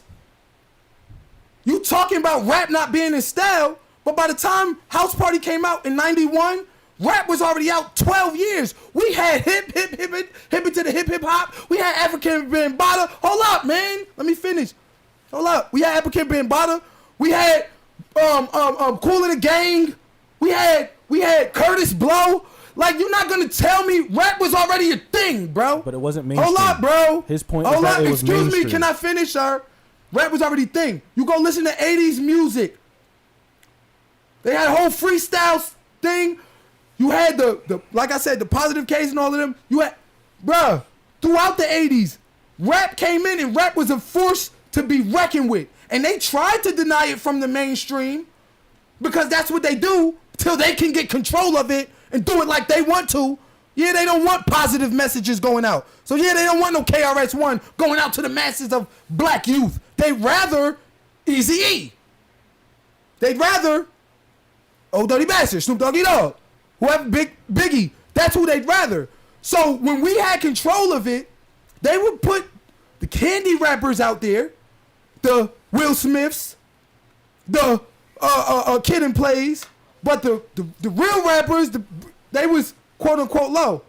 Then when they took control of it, that's when all of the gangster shit came around. All right, so don't tell me people didn't, rock with or vibe with the Kid and Plays.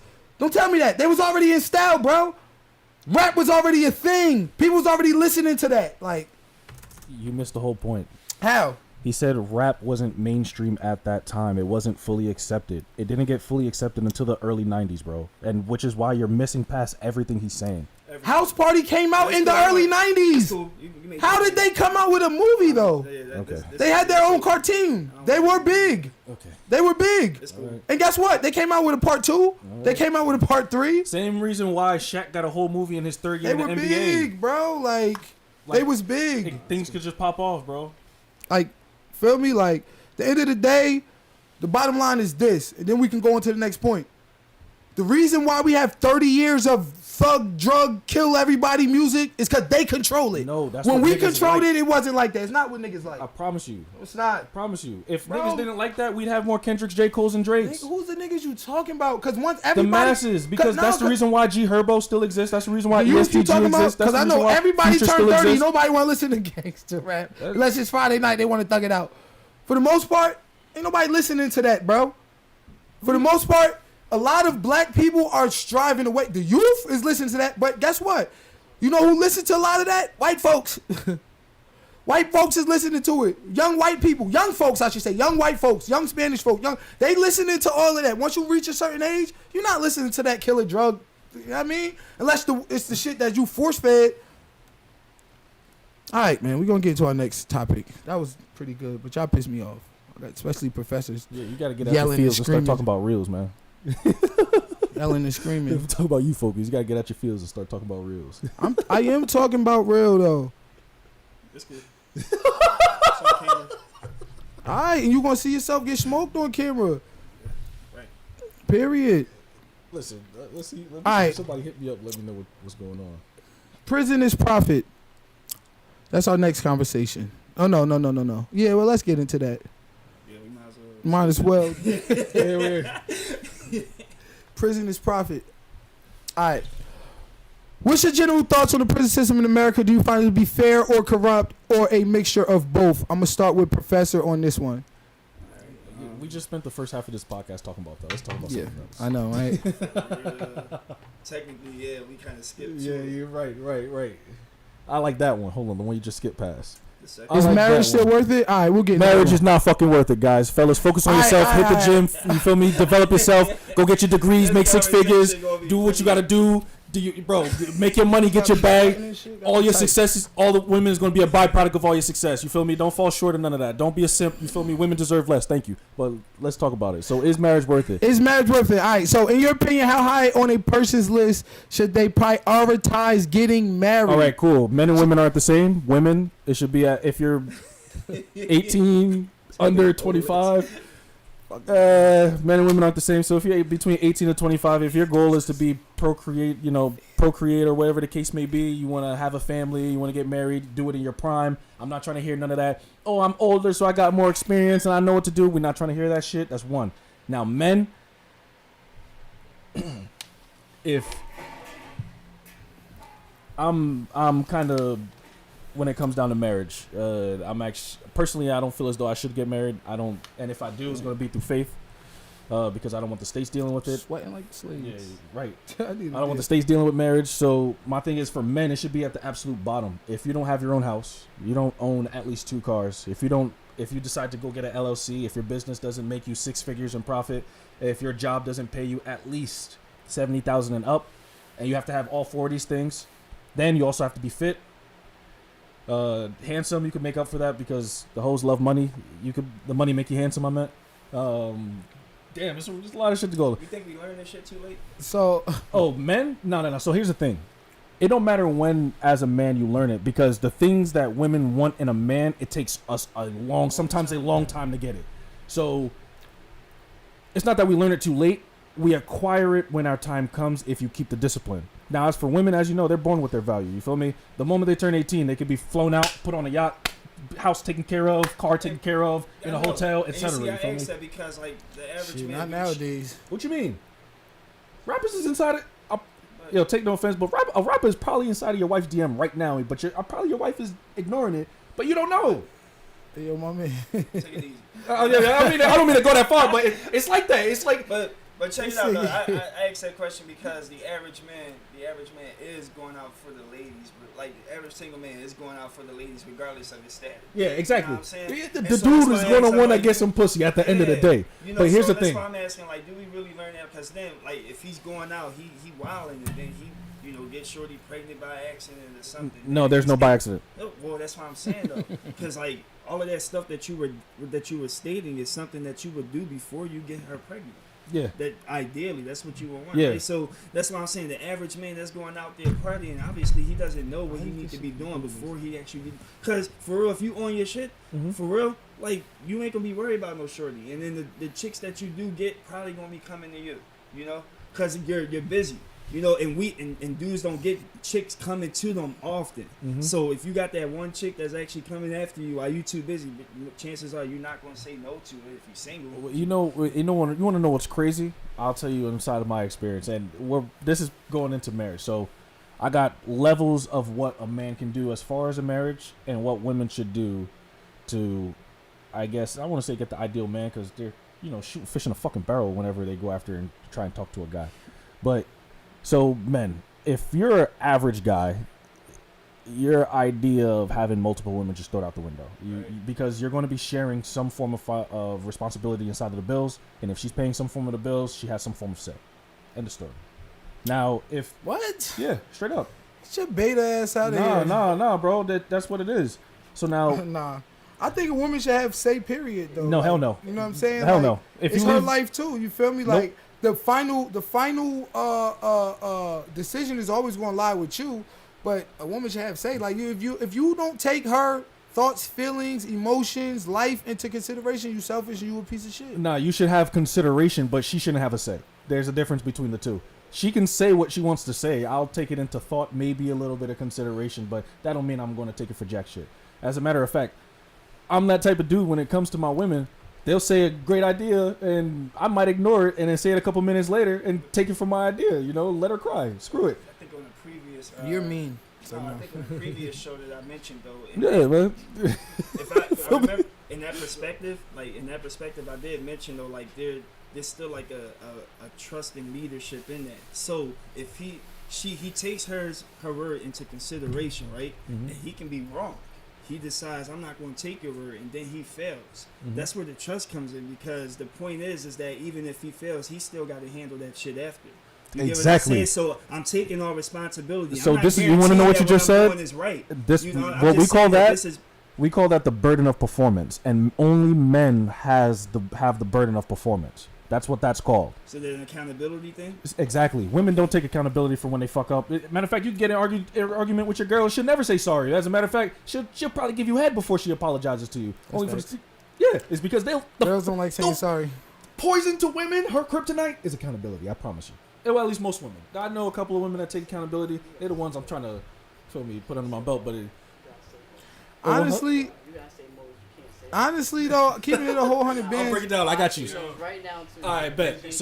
So here's the reason why I've noticed that women fail to take accountability. So I look at within the social environment. You guys can't see it, but there's an OG here with us.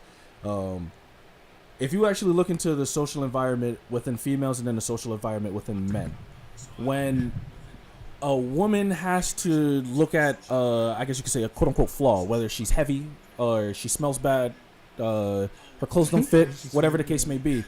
There's always a woman that's always going to tell her, oh, no, honey, you look fine. Or, no, just wear this. You're okay. Or, no, girl, they like them thick. Or, do you, honey. Or, you could do whatever. there's always a man out there. They believe in possibility rather than probability. Whereas us men, if we were fat, we'll never. If we were fat, smelled bad, came up with baggy clothing with holes in it, our breath stink, teeth, nails dirty, etc. A woman will never look our way. Versus us, if we seen a girl leaving the gym, she could you could smell it down the street. There's most likely a dude that will talk to that girl only for the simple reason you try to get some coochie. So my thing is the fact that women don't have to really look at themselves to, I guess you could say, make a decision on what will be the best ideal woman out for the outside world is the reason why I say they don't I have to think take women accountability. do have to look at themselves very much so. Maybe not if they're trying to get some dick or they trying to get screwed, but if they trying to find a husband, they absolutely have to look at themselves and take accountability on all of their actions. I think the right husband. I'm saying We're which just talking all about sex. women We're not talking about husband. We're not talking about husband right now. We're not talking about the committed which relationship. We're just all talking about women- sex. Just which all acquiring a women man. are trying to, which all women are trying to find. I think there's a dynamic there. When you're talking about females, yeah, they hold the power when it comes to sex.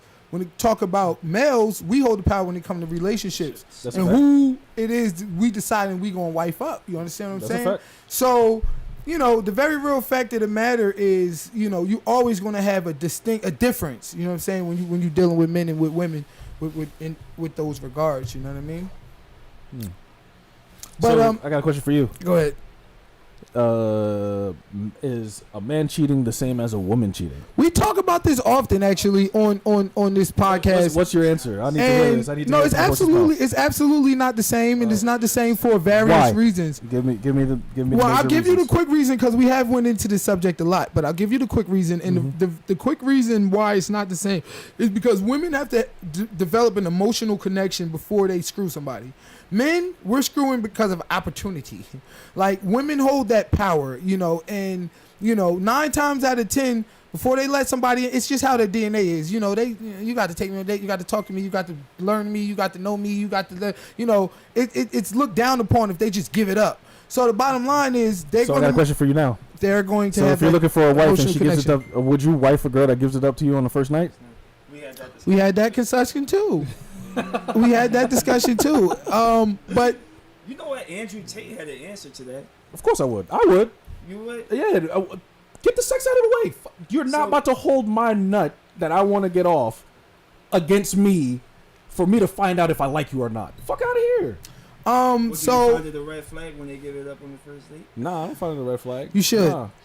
I don't, it just depends on how she gives it up. women Like, shouldn't be given. if But look, they- let's get back on topic because Alright, go ahead. we went into a tangent. All right, we talking go about ahead. marriage. Is marriage still worth it? Okay. In your opinion, how high on a person's list should they prioritize marriage? Yeah, so men low, women answer high. my answer to that is going to be high.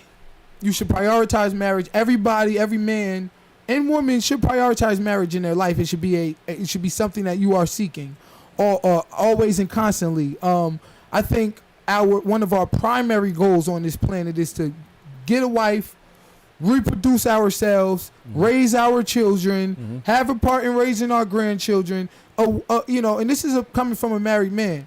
You know what I'm saying? Like, at the end of the day, having a wife will literally help you to reach all those goals you was talking about. You talking about making sure you got a car and a house and the 2 cars and all of that.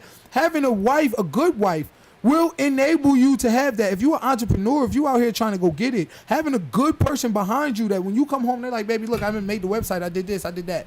You're like, oh, damn, baby, thank you. You feel me? The wind beneath my wings. They call it the wind beneath your wings that are going to lift you up and propel you to new heights. So you should always constantly be looking. I mean, in Islam, I believe 3/4 of your obligation to Islam is wife and children. You know, reproducing yourself, raising a family. How can you ever say that you truly conquered life, or or that you know have the correct perception of life if you know don't have anybody else that you're responsible for looking? You know what I'm saying? Like that you know what it's like that if you don't go out and work, this person doesn't eat. You understand what I'm saying? Like if you don't go out, I'm talking about your children. At that point, you know what I mean? To say that you know, had a companionship, that you conquered that, you don't want to run for that.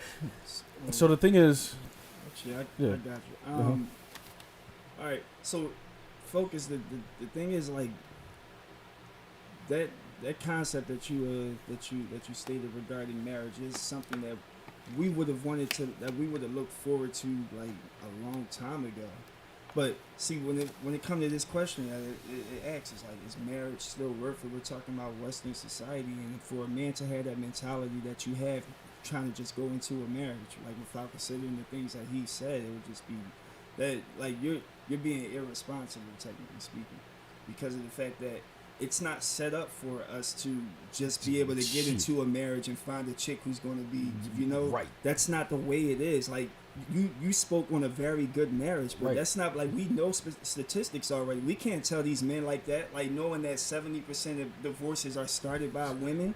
Like, we can't 78. 78 to be specific. We can't tell men that. That's not true at all. Like, I think as far as I'm concerned, it should be prioritized as far as a life goal, but you need to get yourself together first. You get what I'm saying? Like, I think that you should have stuff in plan before, you know, so that way, with the way statistics goes, even if your marriage fails, you will be good as well. Because nowadays we can't even guarantee that the marriage is going to last like it's supposed to, which is forever. Yeah, I think that's a pessimistic, defeatist attitude Nope. to go into Are you any. being I mean, serious don't cut right me now? off, bro. Go ahead, do your thing. Well, you just cut I me think off. that's a. I think you. I thought you were done. I think that's a pessimistic, defeatist attitude to go into anything thinking it's going to fail. To go into anything looking at statistics and saying, look, 70% of marriages fail, so therefore mine is going to fail. No. You have to fight to be above those odds. You have to fight to be in that 30%. And every man should fight to be in that 30%. Every man should fight to make sure that whatever he commits himself to succeeds. You understand what I'm saying? I got a yes or no question for you. So, the very real, and I'm going to answer your question, very real fact of the matter is, are there benefits to marriage? Are there benefits to having a life companion? Are there benefits to being with someone and having them be the wind beneath your wings, propel you to new heights, and you to propel them to new heights? Yes. So what we're speaking on is ideally. We're not speaking on just Western society and how they've deteriorated things. We implore our men to go against the grain of Western society, because Western society is pushing them towards femininity and you pushing them towards masculinity. It's pushing them towards that's what they do on these quote unquote, for lack of a better term, misogynistic male, whatever you want to call it. I don't like calling misogynistic, that's a negative term. But these male podcasts or whatever you want to talk about. You said what you said, I'm about to get out here and, be the next Andrew Tate, whatever you said. But the very real fact of the matter is, men, fuck, I hate when I do that.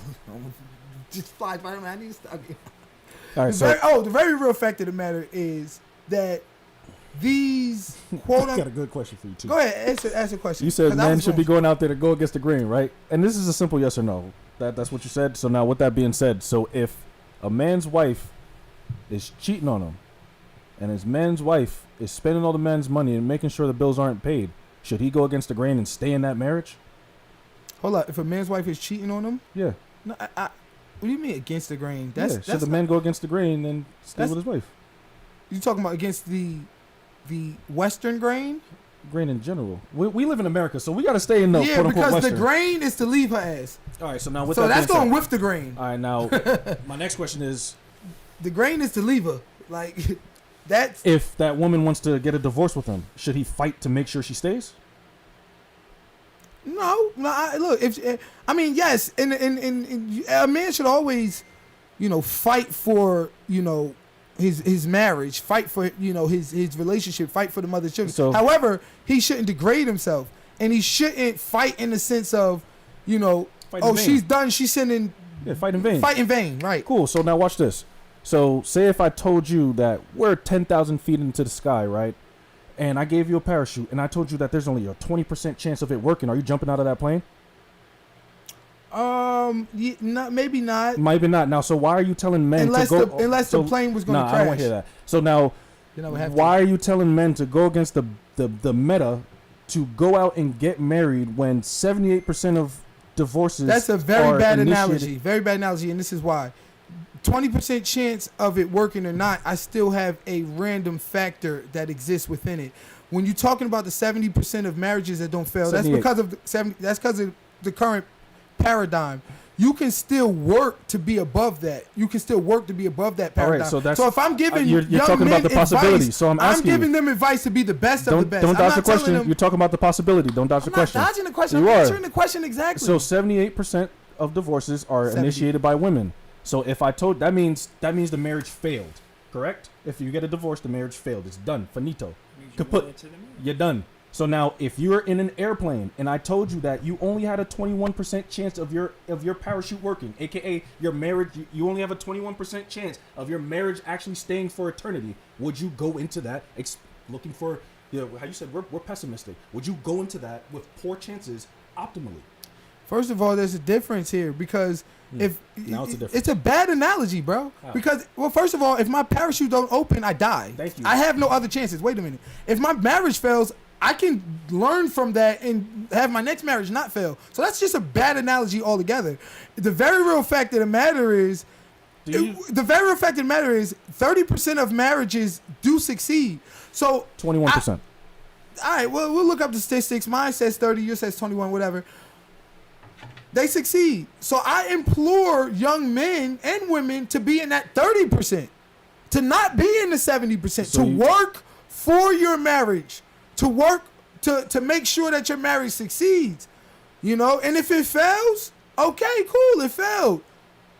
At least you tried. It's not cool, and that's just It but is cool. Yeah, we telling. Yeah, we lose so much when we get when divorced, we get a bro. divorce, we We lose, lose in that. half What the is shit wrong? we literally earned ourselves without that woman. That's the point of this convo. Nah, Why would you get into something not- that the chances are, if it doesn't succeed, like we are going We to have a lose in 20% chance of actually keeping all our shit in a marriage, bro. First of all, And 90% of alimony go towards First women. of all, in my paradigm, when you getting married to a woman early in the game and she is the wind beneath your wings and helping propel you to new heights, she deserve half.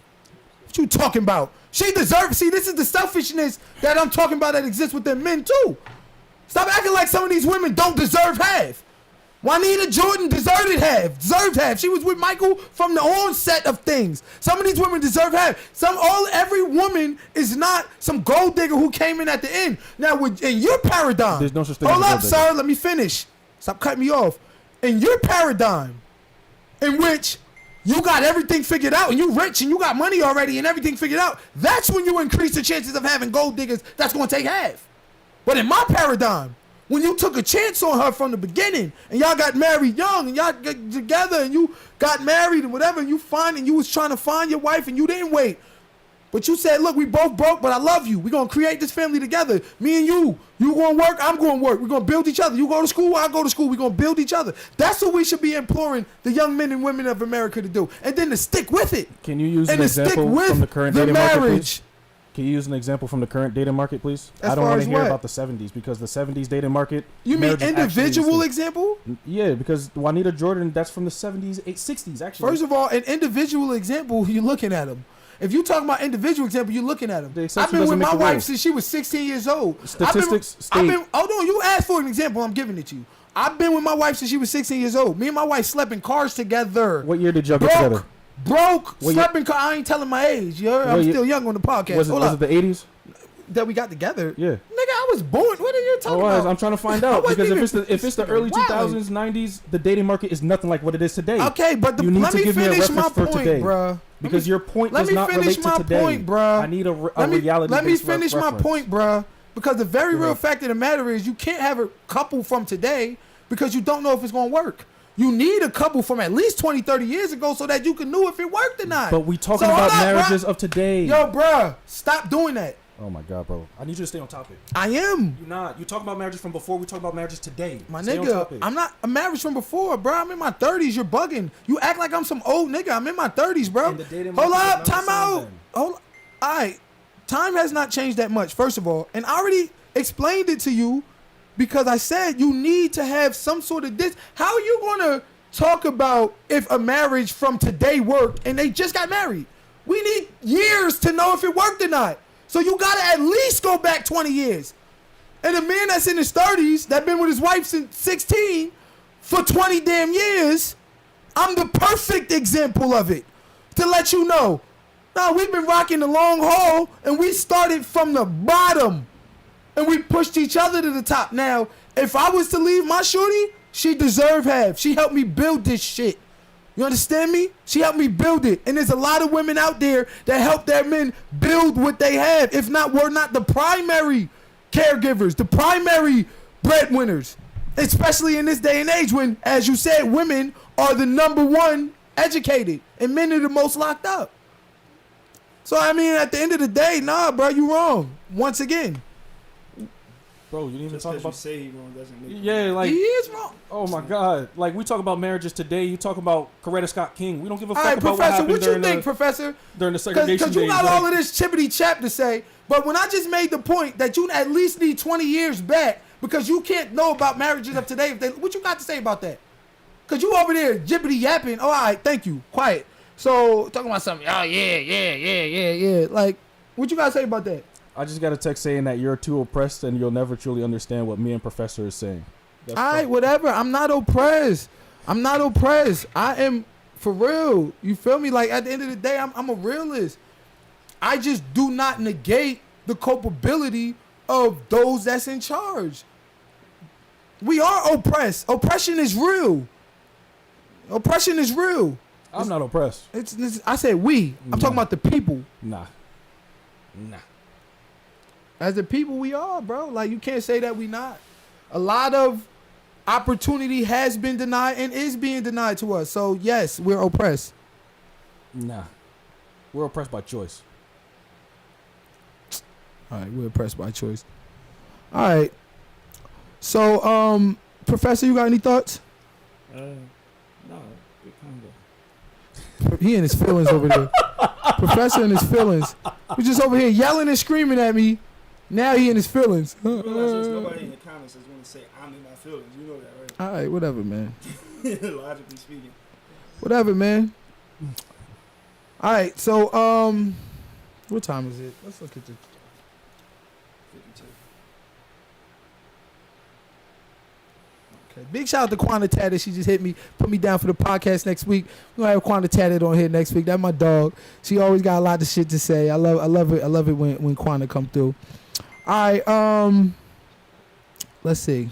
Let's get to the next question. All right.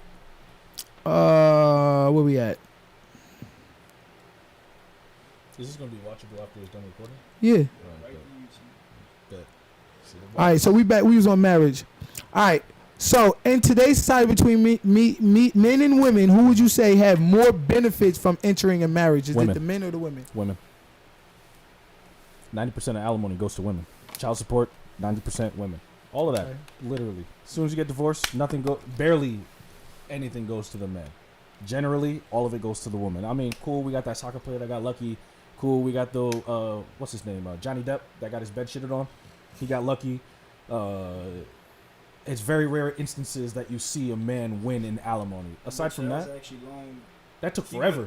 He went a through shit, hell. shit. Yeah, he I went through wouldn't even call hell. him lucky after all of that. Yeah, His he earned name it. got his name got tarnished. Like that was crazy. Right, yeah. and mind you, all because of that shorty just making one allegation and saying she wants a divorce. And the whole movement to follow behind it. Me Too Right. movement, Yeah, Yeah, the I whole agree. time It's she was definitely wrong. women. Women Women- benefit from marriage Women unilaterally. benefit, but that's just takes you back to the DNA of things, man. You know, women date up, right? Women Yeah. are hypergamous. But- Women want men who are, can lead them and guide them and teach them and got more money than them and they date up. But So, that's the 100% reason. Of course, why- they benefit more. That's the 100% reason why women should not have any say in the business. Women deserve less. And also, men should have 100% responsibility and financials before he makes any decisions inside of a marriage. And he should not take any woman along while he's doing his entrepreneurial ventures, only for the simple reason, at the end of it all, and mind you, it's actually been shown multiple times that women are actually mentally volatile and emotionally volatile. But when it comes down to it, at the end of the day, a woman could just switch up and be like, nah, fuck you, nigga, and then take your shit and go immediately. Well, Irreconcilable differences, that's what it's called. well, once again, there are prenuptial agreements to protect and you. they're not tight. If you've already had your shit together, They're not that strong. there's prenuptial agreements that can protect you. And if she was with you from the bottom, then she deserved half. It cut off? No, It's just my Prenuptial agreements you have It- to update like almost every year, roughly. Or If she every- was with you from the bottom, then she deserve half. You feel me? Like, so I mean, still in all, you know, the bottom line is this. You know what I mean? You look at any species on this planet, they come into this planet, they come into mate, they come into reproduce, you know, and the bottom line is, you know, humans are no different. You feel me? Like, that should be an absolute priority for each and every one of us, period. To go out there and find us a wife, reproduce ourselves, have us some children, raise a family, and go on. And we shouldn't be going into any relationship thinking, oh, statistically it's going to fail, so therefore I'm not going to get married, or therefore I'm not going to, because you want to talk no, about. but that's not what we're saying. We're saying you should be as precautious as possible, considering that you have such a bad chance at having a successful marriage. It's like me telling you, instead of me preparing you for, you about to going into the ring, we know you have a fight coming up, I could just tell you got a fight coming up, or I could be that good dude to prepare you and tell you, yo, you about to go in there and fight Floyd Mayweather. I need you to practice for this long, get your runs in, get your punches in, get your wind up, all that shit. It's all up to you. So if you want to go in there blind-eyed without you knowing that there's a greater chance of you getting divorced than you actually having a successful marriage, that could be on you. However, my dad never taught me that, though. He didn't say go out and find. He said get your ish together. Get your When shit I together. got my Thank you. girlfriend, he loved her, but he was like concentrate on yourself, kind of over and over again. That's what you Yeah. hear. I've never heard to put marriage Right. first. The That's- mom- how can you? Because then you have her that depends on you. Why would you come in there with nothing and then she has nothing and then she has to depend on nothing? Like, why would you purposely do that?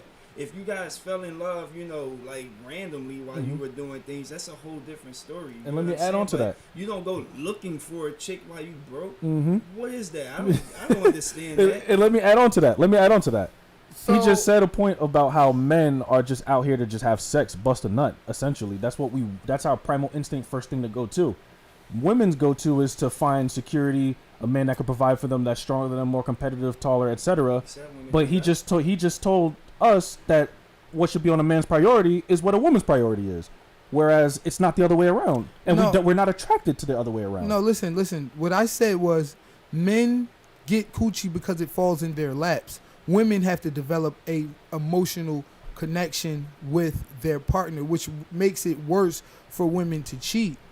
No, But- I'm not talking about cheating. I'm talking about the marriage aspect. exactly. What women But are looking for in that's men what and I'm- what men are looking for in women. But that's what I'm saying. That's what I said. But that has nothing to do with that point. Of marriage?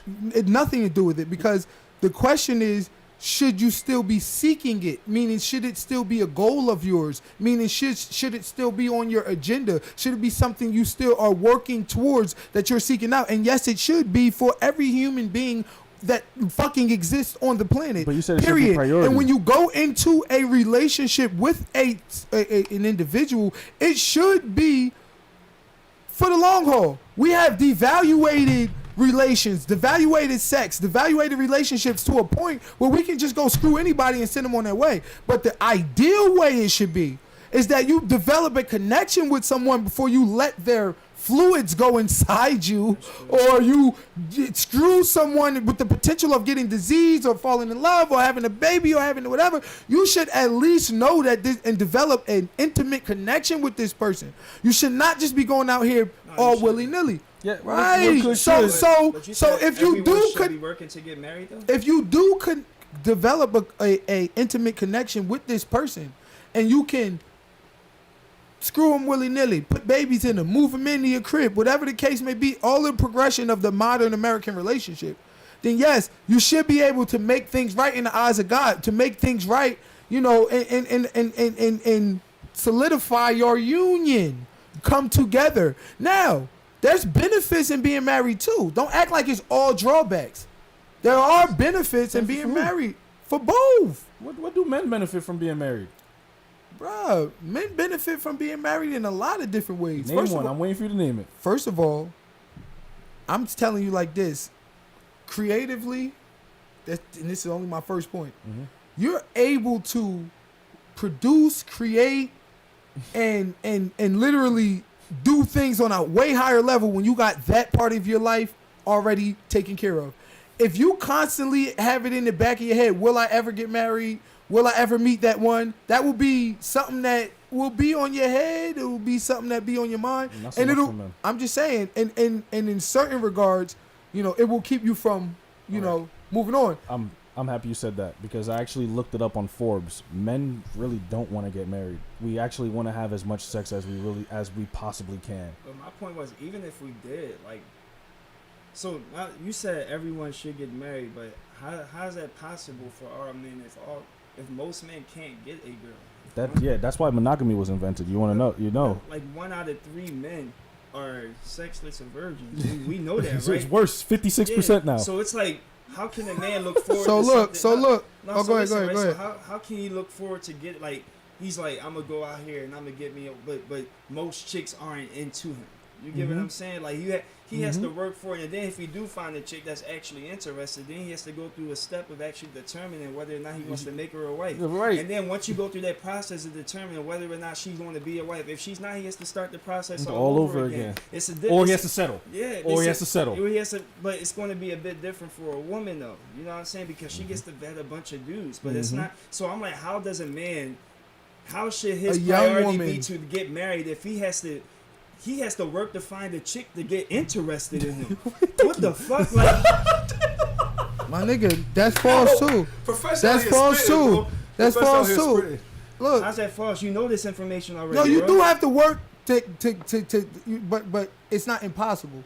And the fact of the matter is this: depending upon where you're at, depends upon the work you got to do. So if you at this level, you don't got to work to get a girl at this level. If you at that level, she don't got to work to get a girl at that level. The key is to meet somebody on your level. No, it's not. And if, Oh, and whoa, then, Whoa! which you have Whoa. which you have a higher chance of doing if you do get with a woman younger, when you are younger. That's the ideal thing to do. What? Hold up, let me finish. The ideal, because remember, you always have the dynamic of men. By the time men get 30, their place in the sexual marketplace is much different from when a woman gets 30, right? Right. So you have always going to have that dynamic. Men at 30, we can, like you said, we can do a little bit more vetting, right? Because we have gained 9 times out of 10, a particular status in life. By the time a woman get 30 plus, she done lost 70% of her eggs. So then why are we? Her beauty is Based off your going down. explanation- No. Hold up. I'm with you. But based off of your explanation, why are we going after the people that are on our level? If that's the case, based off of your explanation right there, right there. Because ideally, you should want to get someone who's your age, on your Why do level I want mentally. why do I want a woman on her way out? Hold on. Why? No, I don't want. You don't. No. That's not what I mean.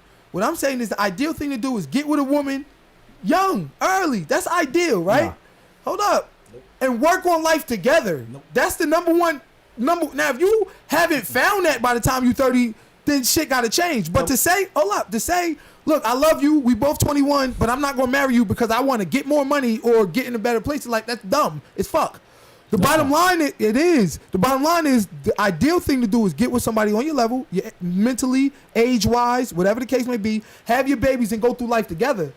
Y'all go through your midlife crisis together. Y'all get old together. Y'all die together. That's the ideal thing to do. Not to wait till you 32 and now the girl that's 32 like you then been ran through because she was number 1 in the sexual marketplace at 21, but now she bottom tier. Or for you, who now, to be young and, this woman who is, look, the best thing to do is for y'all to come together at a young age, grow together, raise your family together, die together, have your grandkids together. That's ideal, the best thing to do. You feel Shoulda, me? woulda, coulda. Now let me just break this down for you, bro, because now you're trying to stray away from what men are supposed to do. Men are supposed to conquer, create, and expand. If we decide to cut off that social opportunity by getting married at such an early age, also you're still broke. Most 18-year-olds through 24 are absolutely broke. You mean to tell me you want this man, not even a man yet, to go into a marriage when he's not even what a woman is attracted to? That's what you're saying. Her dad don't even want that. Yeah, thank you. Her dad don't want that. Her You're dad telling- is vetting the shit out of you to make sure that that's you the got problem. that financial stability in place. You feel And me? of course, we got the average black person don't have the father in the household or whatnot, but we're not going to adjust to that. We're talking about marriage. We're talking about the fact that if you're really going through the whole process of what a marriage looks like, the dad has to vet the dude. The dude has to be on his P's and Q's, and the dad has to like it. Give the You approval. get what I'm Straight saying? up. The Get dad hands over the daughter. And if you don't think Yep. for a financial thing is the first thing he's looking at, you got a job. You got these dads asking 15-year-old boys Let's make if it they got better. a In fucking general, job. when you talking to your mans, you ask what do they do in life. You feel Bruh, me? that- Men always bruh. ask other men what they Yeah, do in yeah, life. wrong now your again. legacy gonna go higher. Y'all wrong That- again. That's true. Yeah, Men we always wrong ask again. what Y'all they wrong do in again. life. We wrong again. If you're doing it 20 years old, and she coming with a 20-year-old man, 19, and she coming with a 19-year-old boyfriend, and she like, yo, dad, this is my boyfriend, I love him, we working on it. Your dad, he not gonna be like, yo, how much money you got in your pocket? What's your job? That's fucking cat. What he gonna say is, what's your plans for my daughter? What's your future looking like? If that man say, look, I'm broke, but I'm in college. I'm broke, but hold up, bruh. Talking about marriage. Bruh, okay, alright, whatever. I'm broke, alright, whatever. Marriage. 20, 21, 22, whatever. They together. They stick together. Marriage, engagement, whatever you want to call it. Alright? If that man say, look, I got a plan for your daughter. Yes, I'm in college. Yes, I'm starting this business up. Hold up. Yes, I'm doing this. I'm in barber school. Whatever the case may be, we're going to work on it together. Unless the daughter is some rich trust fund baby who the father is like, no, you need somebody rich too. If y'all on the same level as I said, that father ain't going to have no problem as long as you got a plan for the future. Now, if you some drug dealing in and out of jail, such and such, yes, he's going to say, nah, because he don't see no future for you. Bro, let me just break this down for you psychologically. Wrong again. If a successful man, right, if a successful man decides to marry a woman on his level, most likely he either is feminine himself or that woman is going But to you leave talking him about eventually. successful, though. I said, listen again. You got 2 ears and 1 mouth, so you can listen twice as much as you speak. Both of you niggas. So The do bottom you even line know is what this. I'm talking about? I Successful, said- successful and broad. You cutting me off for Okay, no but reason. I 'cause said I'm not talking about financially. wind beneath your wings, push you to another level. So we're not talking about just somebody who's successful. We talking about somebody who got a plan for success. What is ideal? The ideal thing to do is to, if you are in love with a woman, if you meet a woman, which we all do through high school and everything else, and you feel as though she's the one, to work on that with her, to go ahead and make her honest in the eyes of the Lord, marry that woman, have your children with her, and go through life together. That is the ideal thing to do. Not to say, I ain't gonna marry you even though I love you because I'm gonna wait till I'm 30. I ain't gonna marry you even though I love you because I'm gonna wait till I get my money.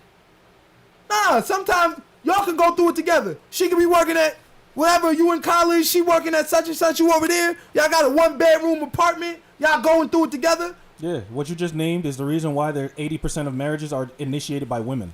Yeah, I hope you know. No, Yes. no. The reason why 70% of divorces are initiated by women is because women are hypergamous, and women are chasing the top 20-30% of men. Oh my so God! because Which that, adds to my point. Well, let me finish. If the dude does not, it does not go into the marriage what the woman is already attracted to, it would not work. Which is what me and Professor been saying this whole time. No, not if you get with someone at a certain point and grow together. That's the want you point there. you're not getting. She don't want you there. We're talking about. She don't want you there. We're talking about. We're She talking. don't even want you at that level. Bro, we're talking about we're talking about the ideal thing to do, the correct thing to do, and what human people should be striving for. That's what we're talking about. And the bottom line is we should be striving for to gain companionship, to make that woman honest, and to go through life together with our companions. Now, my way, you got more time with your shorty. All right? We only got 30, 40, 50 years on this bitch anyway. You want to wait till you 35 and you rich. Now you only got 25 years with your wife. My way, you got 50 years with her. 60 years with her. You can watch your kids grow up, your grandkids grow up. That is the ideal thing to do, is to go ahead and be with your woman and grow together, ideally. Now, yes, it's not going to happen for all of us. Where you get 50%? Some of us are going to fall short of that. Some of us are not going to find that magical one. And then we deal with, and then those we deal with accordingly. All right, I'm 30 now. I haven't found my magical one, whatever the case may be. I'm working on myself. I've been grinding. I've been doing my such and such and so and so. And I'm going to be able to vet and whatever the case may be, or you know, hopefully I find love, whatever. The older you get. But my point is, whenever you find it, you should commit to it. When you find that soulmate, when you find that one, you should commit to it. You should commit to marriage. You should not be a person who is afraid of it or shying away because you ain't have enough money. She could get you more money. Now, with that being said, let's look at some of the benefits of marriage. Tax breaks. Married couples who file their tax returns jointly may qualify for higher tax deductions, credit, and credits to single filers. Social Security benefits, obtaining credit, insurance savings, access to benefits, individual retirement account contributions, sharing costs. So tax benefits. Sharing that's not true. costs. Hold on. Sharing not costs. true. All right, go ahead. I literally a friend of mine just got married, like I want to say a year and a half, 2 years ago. She literally just told me, even when you get married, you might as well file individually because when you file jointly, if y'all don't make enough money when y'all hit that next tax bracket, you wind up getting back less than what you're supposed to if you had filed individually. So if you actually want to look at the numbers, Yeah, but that's only in certain circumstances that's and in cases, most bro. General circumstances. Only certain general, not certain. General. It that's happens certain more often than not. circumstances and cases. It happens more The often very than real, not. certain circumstances and cases. The very real fact of the matter is there are benefits and tax breaks and various other benefits from getting married. Sharing costs. Sharing costs is a real thing. Sharing costs, yes. That it helps put you in a different position in life. If I'm a young 19-year-old man and I'm in college and I'm working at wherever the hell, Burger Barn, and I can't afford a 1-bedroom, and now I get with my wife and she working at wherever the hell, now we'll be able to afford that 1-bedroom together, live there together, and we'll be able to build a life together, have our children together. And I'll still be in school, still be able to do whatever I want, but we'll be able to share that load, share that cost. Whether it be for vacation, whether it be for the wedding, whether it be for whatever, you'll be able to share that cost. No, ain't no 50-50 with a woman, bro. I'm just saying. It shouldn't be ideal or nothing. You setting these dudes up for failure. Stop telling these men that. Stop. It should be 100-0. Women are hypergamous. I'm confident in my argument. You setting men up for failure, man. I'm confident in my argument. All right. So look, we getting over the time. So I guess we'll go with final thoughts now. We'll go with final thoughts. This was a good podcast. I liked it. Even though y'all try to double team me, you and your little cohort. Yo, hey, Mr. Professor. You and your little cohort over You here. get kudos points from me, bro. And here, I'm going to tell you why. And I'm going to take away your kudos points, Focus, and I'm going to tell you why. And I'm speaking unbiased. So the reason why I'm taking away kudos points from you, Focus, I'm giving it to Professor is because every time Professor tried to present a point, he brought some form of logistics behind it versus you brought like some anecdotal story without any point of like actual validated reference. So essentially, I disagree. Go watch the podcast back. I disagree wholeheartedly. I bought stats and statistics. Yo, and all facts my like homies that's everybody else. watching, please tell me, inbox me, hit me on IG, text me, etc. I need you to let me know if my Bruh, man's I went focus through here the is Housing Act of 100% logical. 1930. I went through the Reconstruction, eminent domain. I went through, Yeah. we was talking about. Hold on, I named specific record companies that took over. I went through Busy Bone and his interview and whatever, MK Ultra, the entire plan. I went through everything, my nigga. We talking about rap. I named specific groups. I named specific people. I went.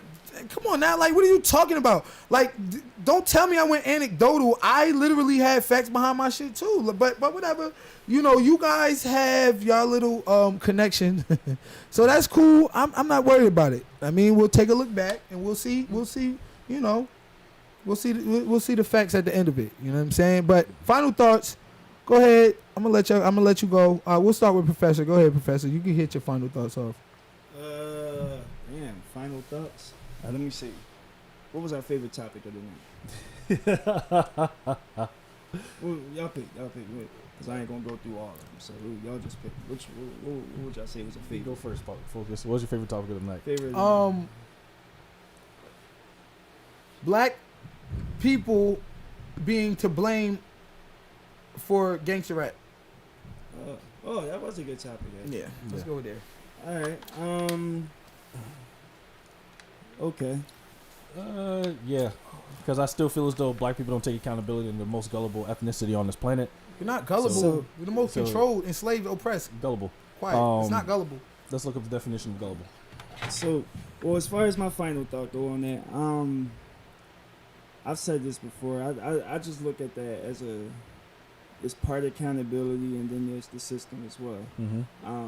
And I think that I stated this already. I think that the biggest thing on that is awareness. If we made the average black person, we made majority black people aware of the fact that rap nowadays is against them, even to the artists who's writing this shit.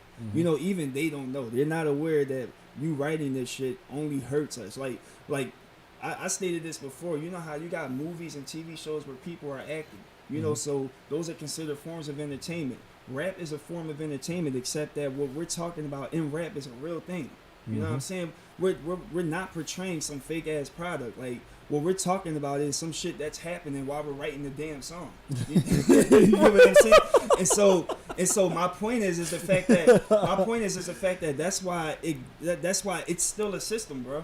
It is literally still a system because of the fact that we're helping to root for it. That's a You fact. know? Yeah, and yeah, that's yeah, what I'm yeah, saying. yeah, Like yeah, the yeah. system exists. We set the seeds and they keep watering it. Yeah, You feel me? and So- it's a big No. it's big on awareness. No. How are you disagreeing with Because me we when I don't just set the seeds. Oh, They don't. man. No, he just broke it down. Wow, He I literally took just your point because this whole argument we was talking I was about. talking to his points. He Well, said that's they what said I'm the saying. seeds. We watered. I- we well, plant the seed. They I said went the with your point. That's why I was trying to make because he already knows how I feel about accountability.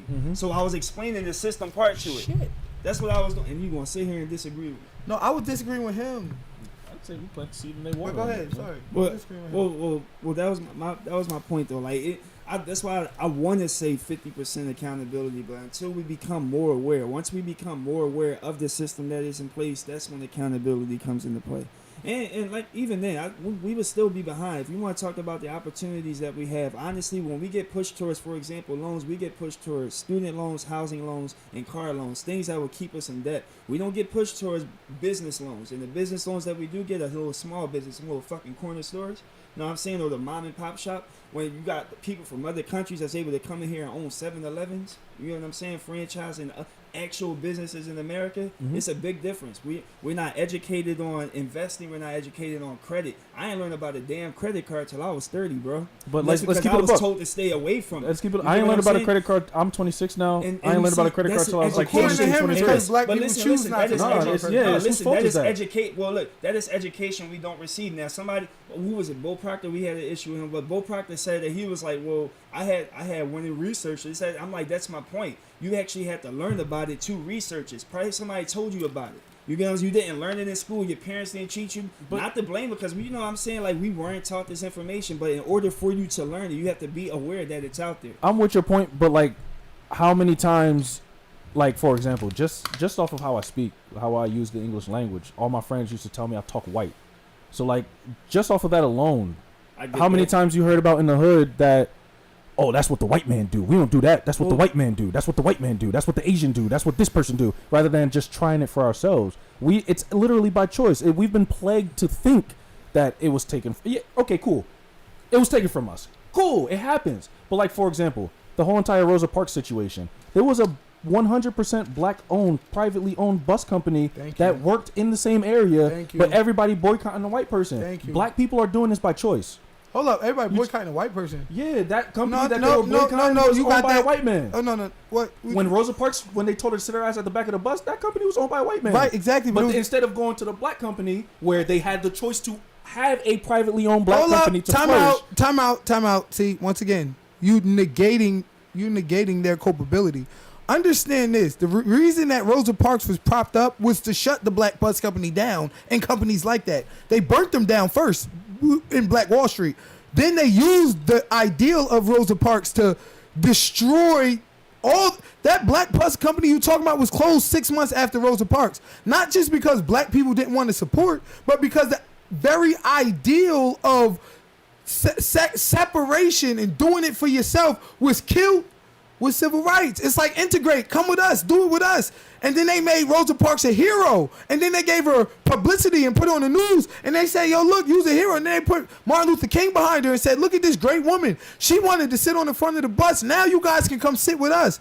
And then a couple months later, that black bus company was closed. This is an economic plot against us. Why do you think they gave her airtime? But whose fault is that?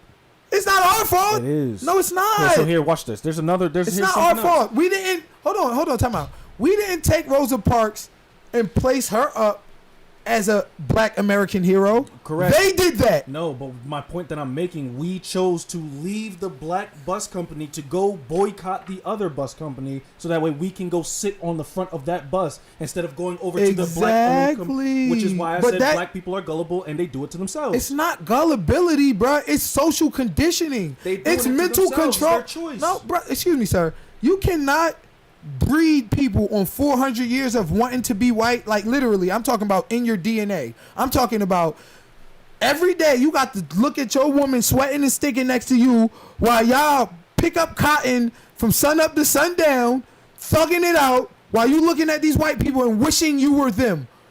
We wished we were white people for centuries, my nigga. Like for centuries. Then you take, and whenever you have the ideal of separation or segregation, you vilify it. You make it seem through the media, through the newspapers, through the schools, as though separation and doing for yourself is a bad thing.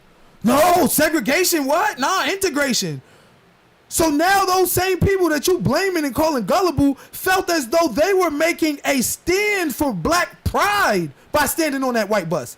They felt as though they were making a step forward, just like Jackie Robinson felt he was making a step forward by going to play in the MLB, and he destroyed the Negro Leagues. The Negro Leagues had the good hitters with the balls going all the way into the stand. We was building our own brand. The Negro Leagues, we had our own brand, our own thing going on. They destroyed it with integration. And then, oh yeah, you come over here with us. And now we feel as though it's some sort of, badge of honor to go sit on that bus. It ain't that we gullible. It's because we being conditioned by the system into believing that that's the correct form of action for black people. Brown versus the Board of Education. Let's go to school with them. Let's get on the bus with them. Let's go to the toilet with them. Let's go to the water fountain, drink at their water fountain. Let's go to their restaurants. Let's go eat with them. We felt as though it was a badge of honor to go do it with them as opposed to doing it for ourselves. But all that shit was set up. Because remember, they didn't include your ass in Rosa Parks.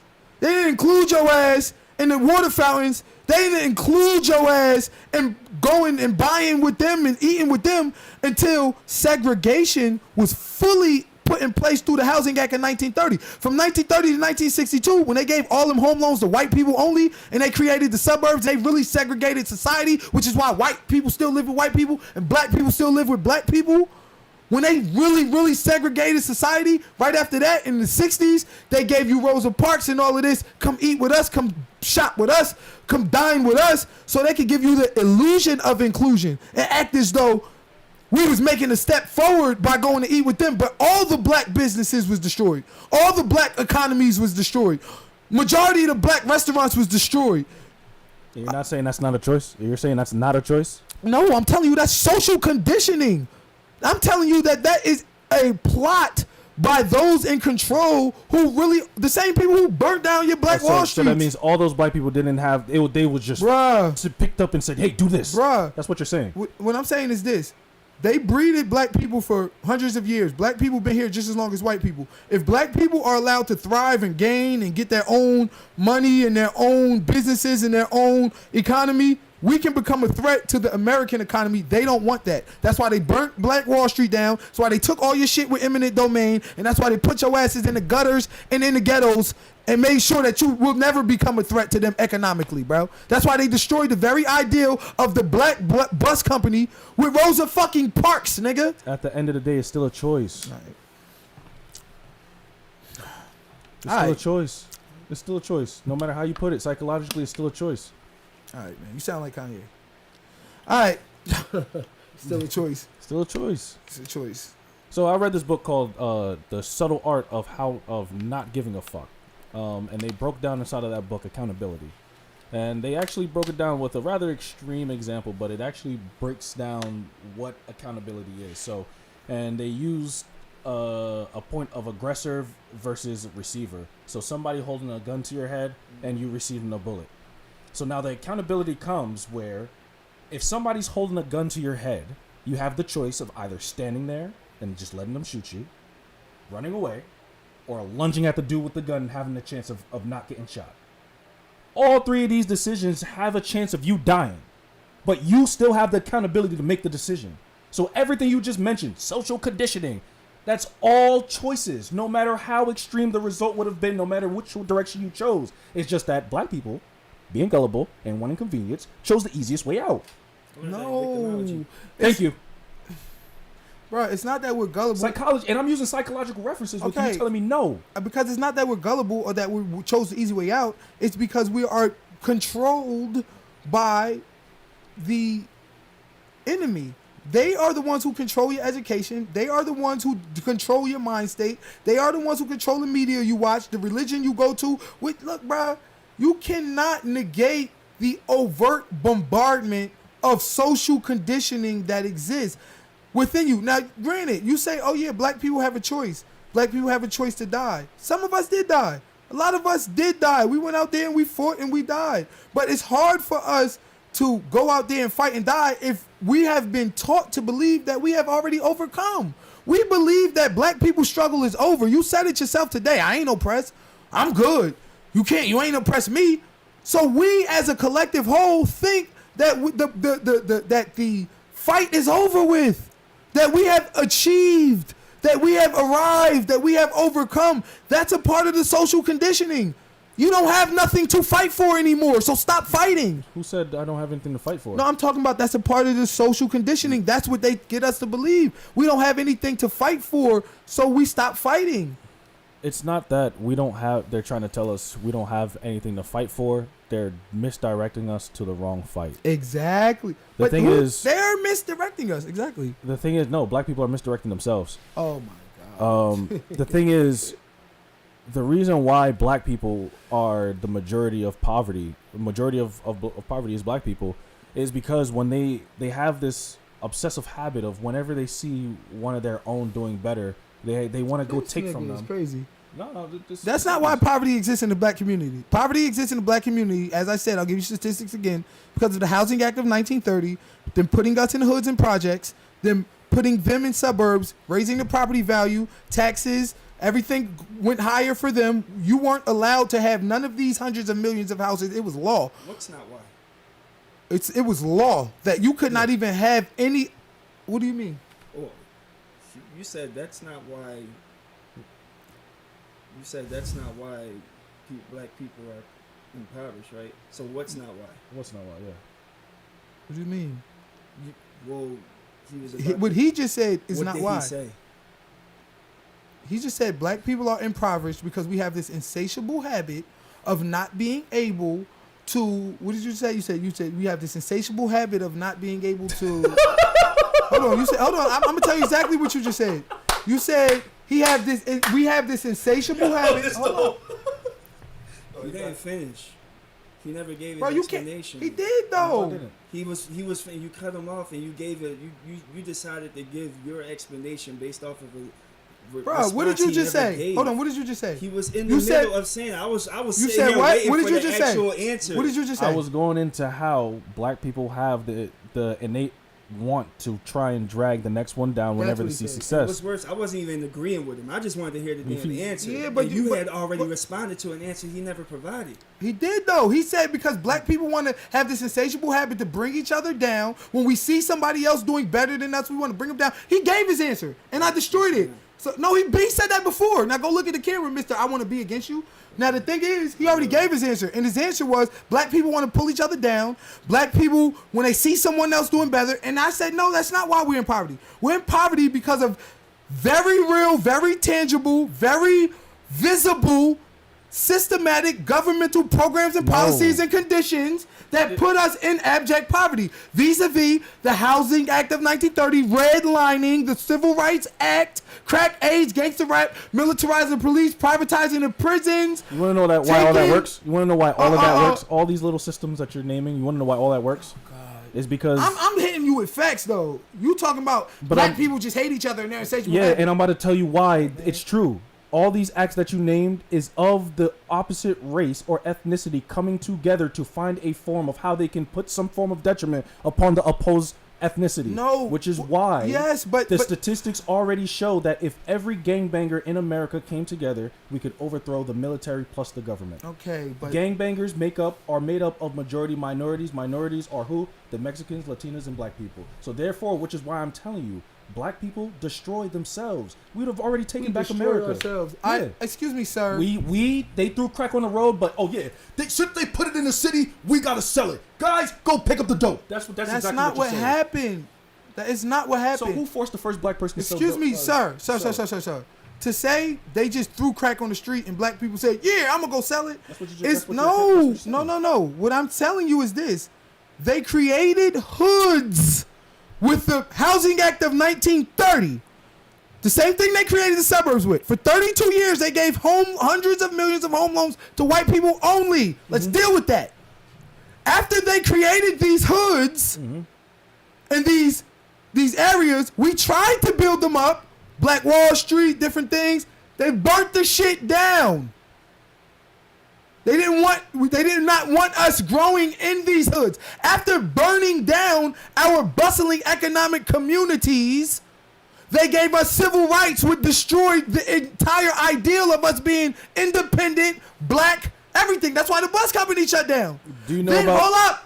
Then, in the same 60s, they murdered off all of our fucking leaders. Martin Luther King, Malcolm X, Medgar Evers, Huey P. Newton, Fred Hampton, whoever you can think of. They murdered them, put bullets in their head, and they destabilized the rest of our organizations. They put bullets in these people, okay? Then, after that, they privatized the police, militarized the prison, and criminalized your ass. Then they redlined you and put red lines on the map and said, don't give them niggas credit. Then they gave you inferior education inside those red lines. You didn't have as good as schools. You didn't have the good information. You didn't have the access to economic information. You didn't have the access to new books. And the books they did give you was a curriculum filled with a bunch of great white people who didn't tell the true black history.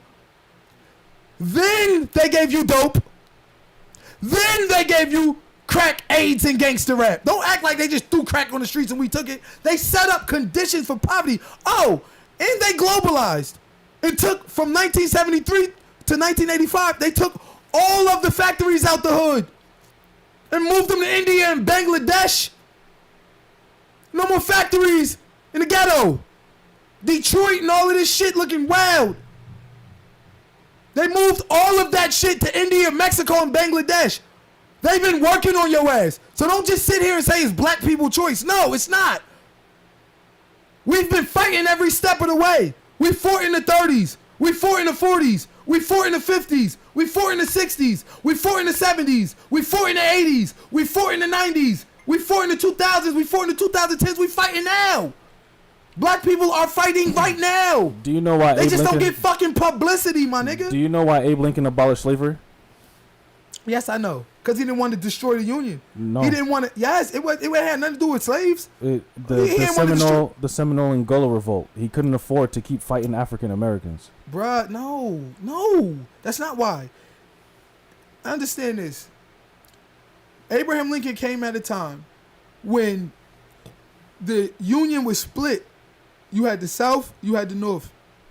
What he did was not to, because he loved black people, what he did what he did to preserve the Union, and he said it.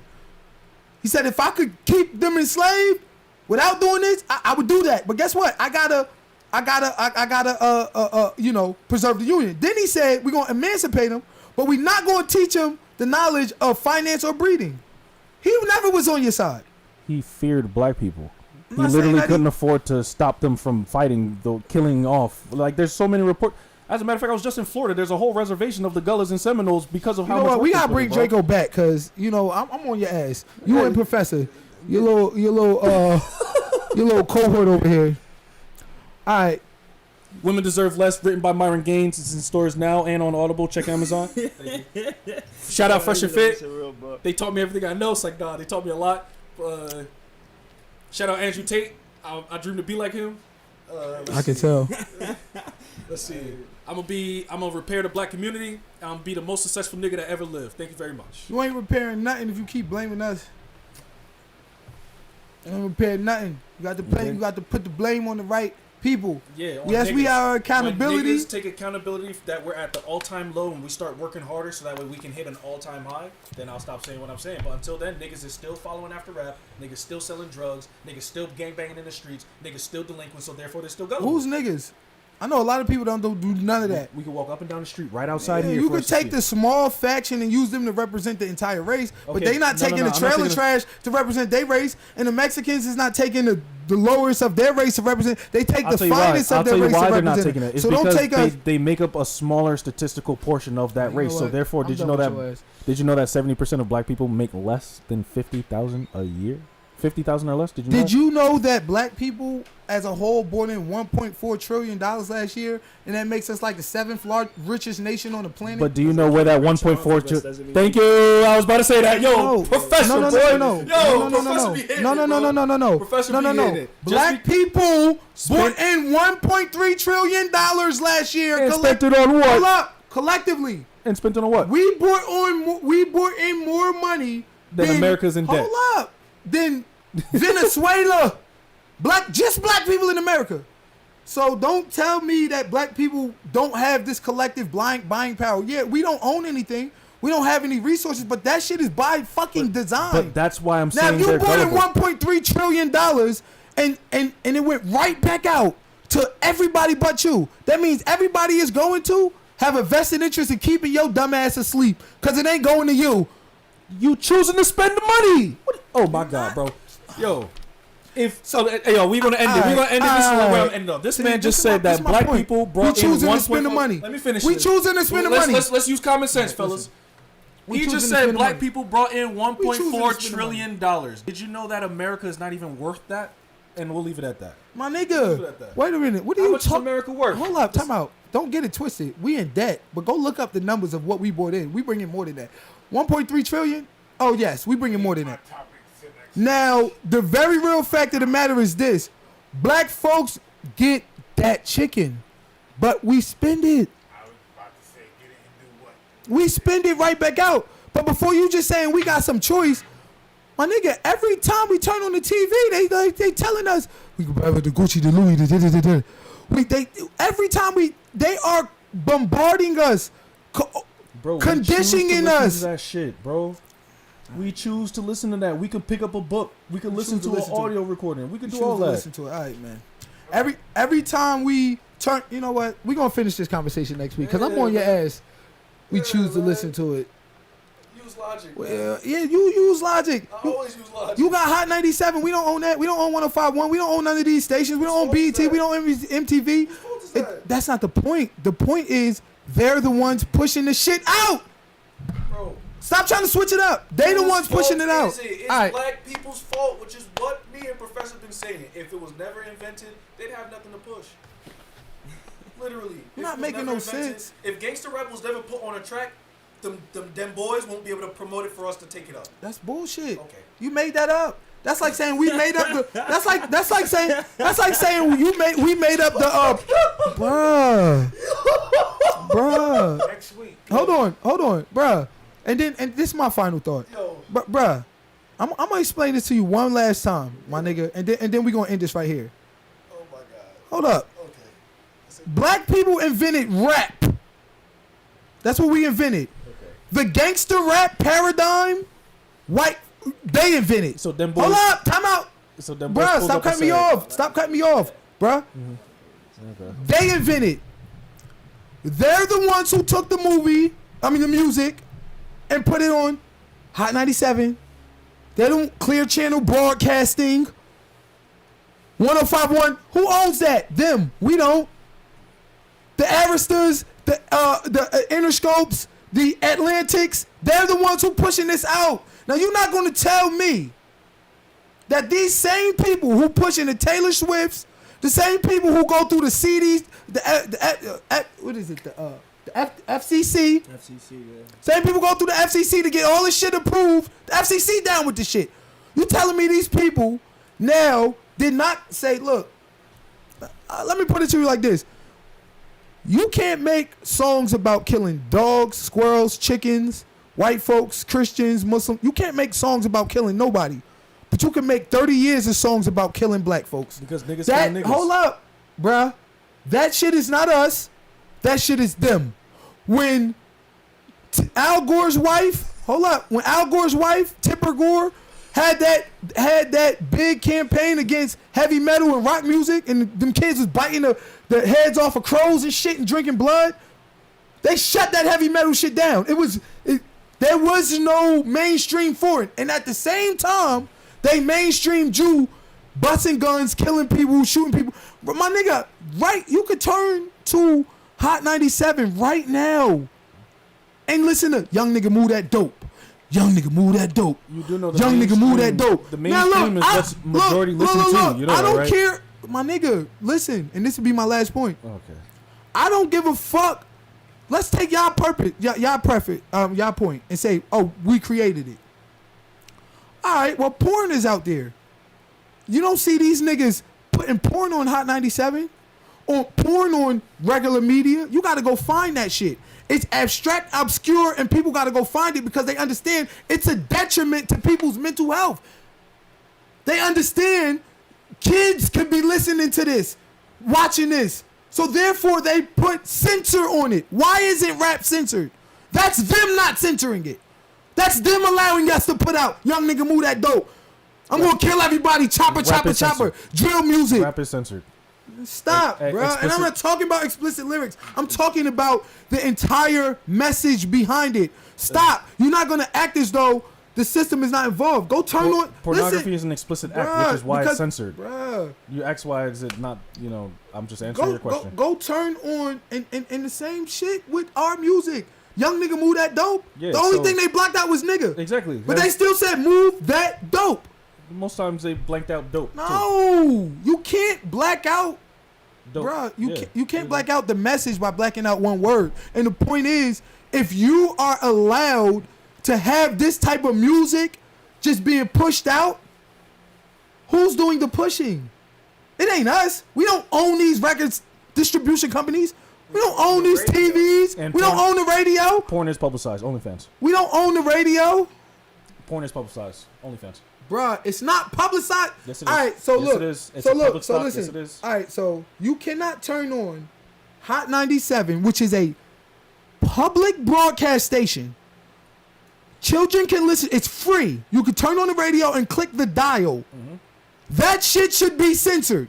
There's no reason that we should be able to listen to anything we want to on this music on these stations. It is censored. Twerking on it with a thong going on Facebook shouldn't be. Facebook is not clear channel broadcasting, and not only that, Facebook you get blocked too if you do too much. They will block your ass right now if you post an inappropriate. Block your ass. All I see is ass on bruh, Facebook. they will block your ass if you post an inappropriate word. You get blocked. Not true. If you right now, if I put on Facebook, oh these crackers ain't shit, or I hate these white folks, something, whatever the fuck. Nah, only if you talking about them boys, you get blocked. That's a lie, Second picture already. Yeah. The fuck? bro. That's a lie, bro. That's a lie, yo. You Bro, know that's what? a lie. Yo, you They will block you right now. Listen, my nigga. First of all, don't show me a woman in a bra and panties because you could wear that at the beach. I'm not talking about that. I No, said she's porn. sexualizing herself. I said porn. Porn and sexual. Right now, if somebody put porn on that page, I can report them. They put links to OnlyFans on Facebook. Links, but you gotta put a link. But she shows a naked picture. You don't have a to naked picture of herself. Bro, you don't Porn have to is- put a link on Hot 97. You just press fucking play. You don't have to direct yourself. It's not rocket science. You have to direct yourself to some hidden, obscure website where adults can be on. When do the parents come into place though? I'm not talking about no obscure website, nigga. I'm talking about Clear Channel Broadcasting, BET. I turn it on right now. Free, children. Young nigga, move that dope. You're not gonna tell me that shit don't have an effect on the youth, and you're not gonna tell me that that is not coming from the system. You can't make songs about killing nothing but black people. Go ahead. Not true. Make a song about killing chickens right now and see if they put that shit on Hot 97. And we eat chicken every day. But make a graphic song about shooting a chicken up and chopping his head off. And nigga ain't putting that shit on no fucking Hot 97, nigga. Knock it off. Look at Doja Cat. Let me hear it, bro. I don't want to hear it. Doja Cat, she is marketed towards black people. I'm not, my nigga, you can't tell me nothing about hip hop artists. I'm a DJ, bro. I know these things. One reason, my nigga, I'm a DJ and an artist. One reason why I don't curse in my music and I don't do all of this shit is because I'm disgusted with a lot of the shit, bro. This shit is wild. But you be talking about shooting niggas inside of your music too. No, I don't. Okay. Go listen to my music again. Okay. I don't talk about shooting nobody. You talk about packing and all that. I don't talk about none of that. Okay. Get the bar. Find it. I don't talk about none of that shit. Okay. My nigga, none of that.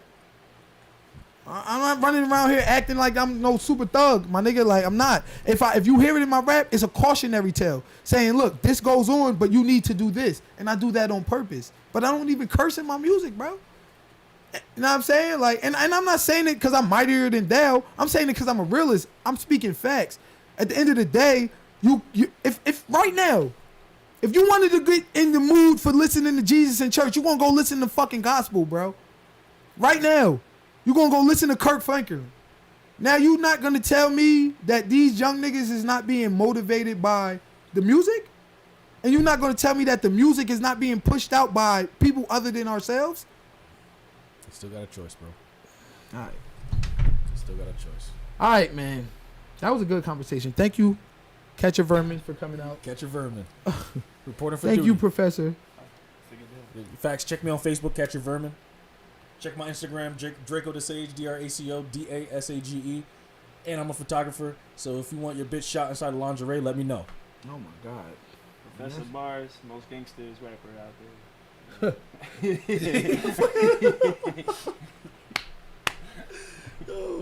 And I'm DJ Focus, delivering jewels for all cause and ultimate salvation. Signing off, man. Next week. We out. Y'all niggas-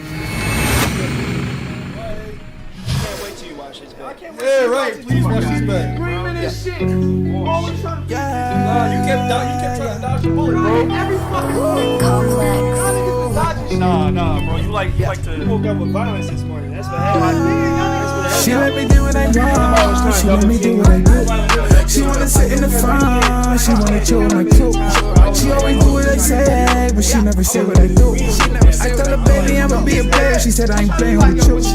I know she wanna be more than a friend. I let her go and she on it again. She said that life is so boring with him. She said she like how I ball in the gym. I said I'm not like the other guys. I just want your love. I said I run it so left on the way and go run it up.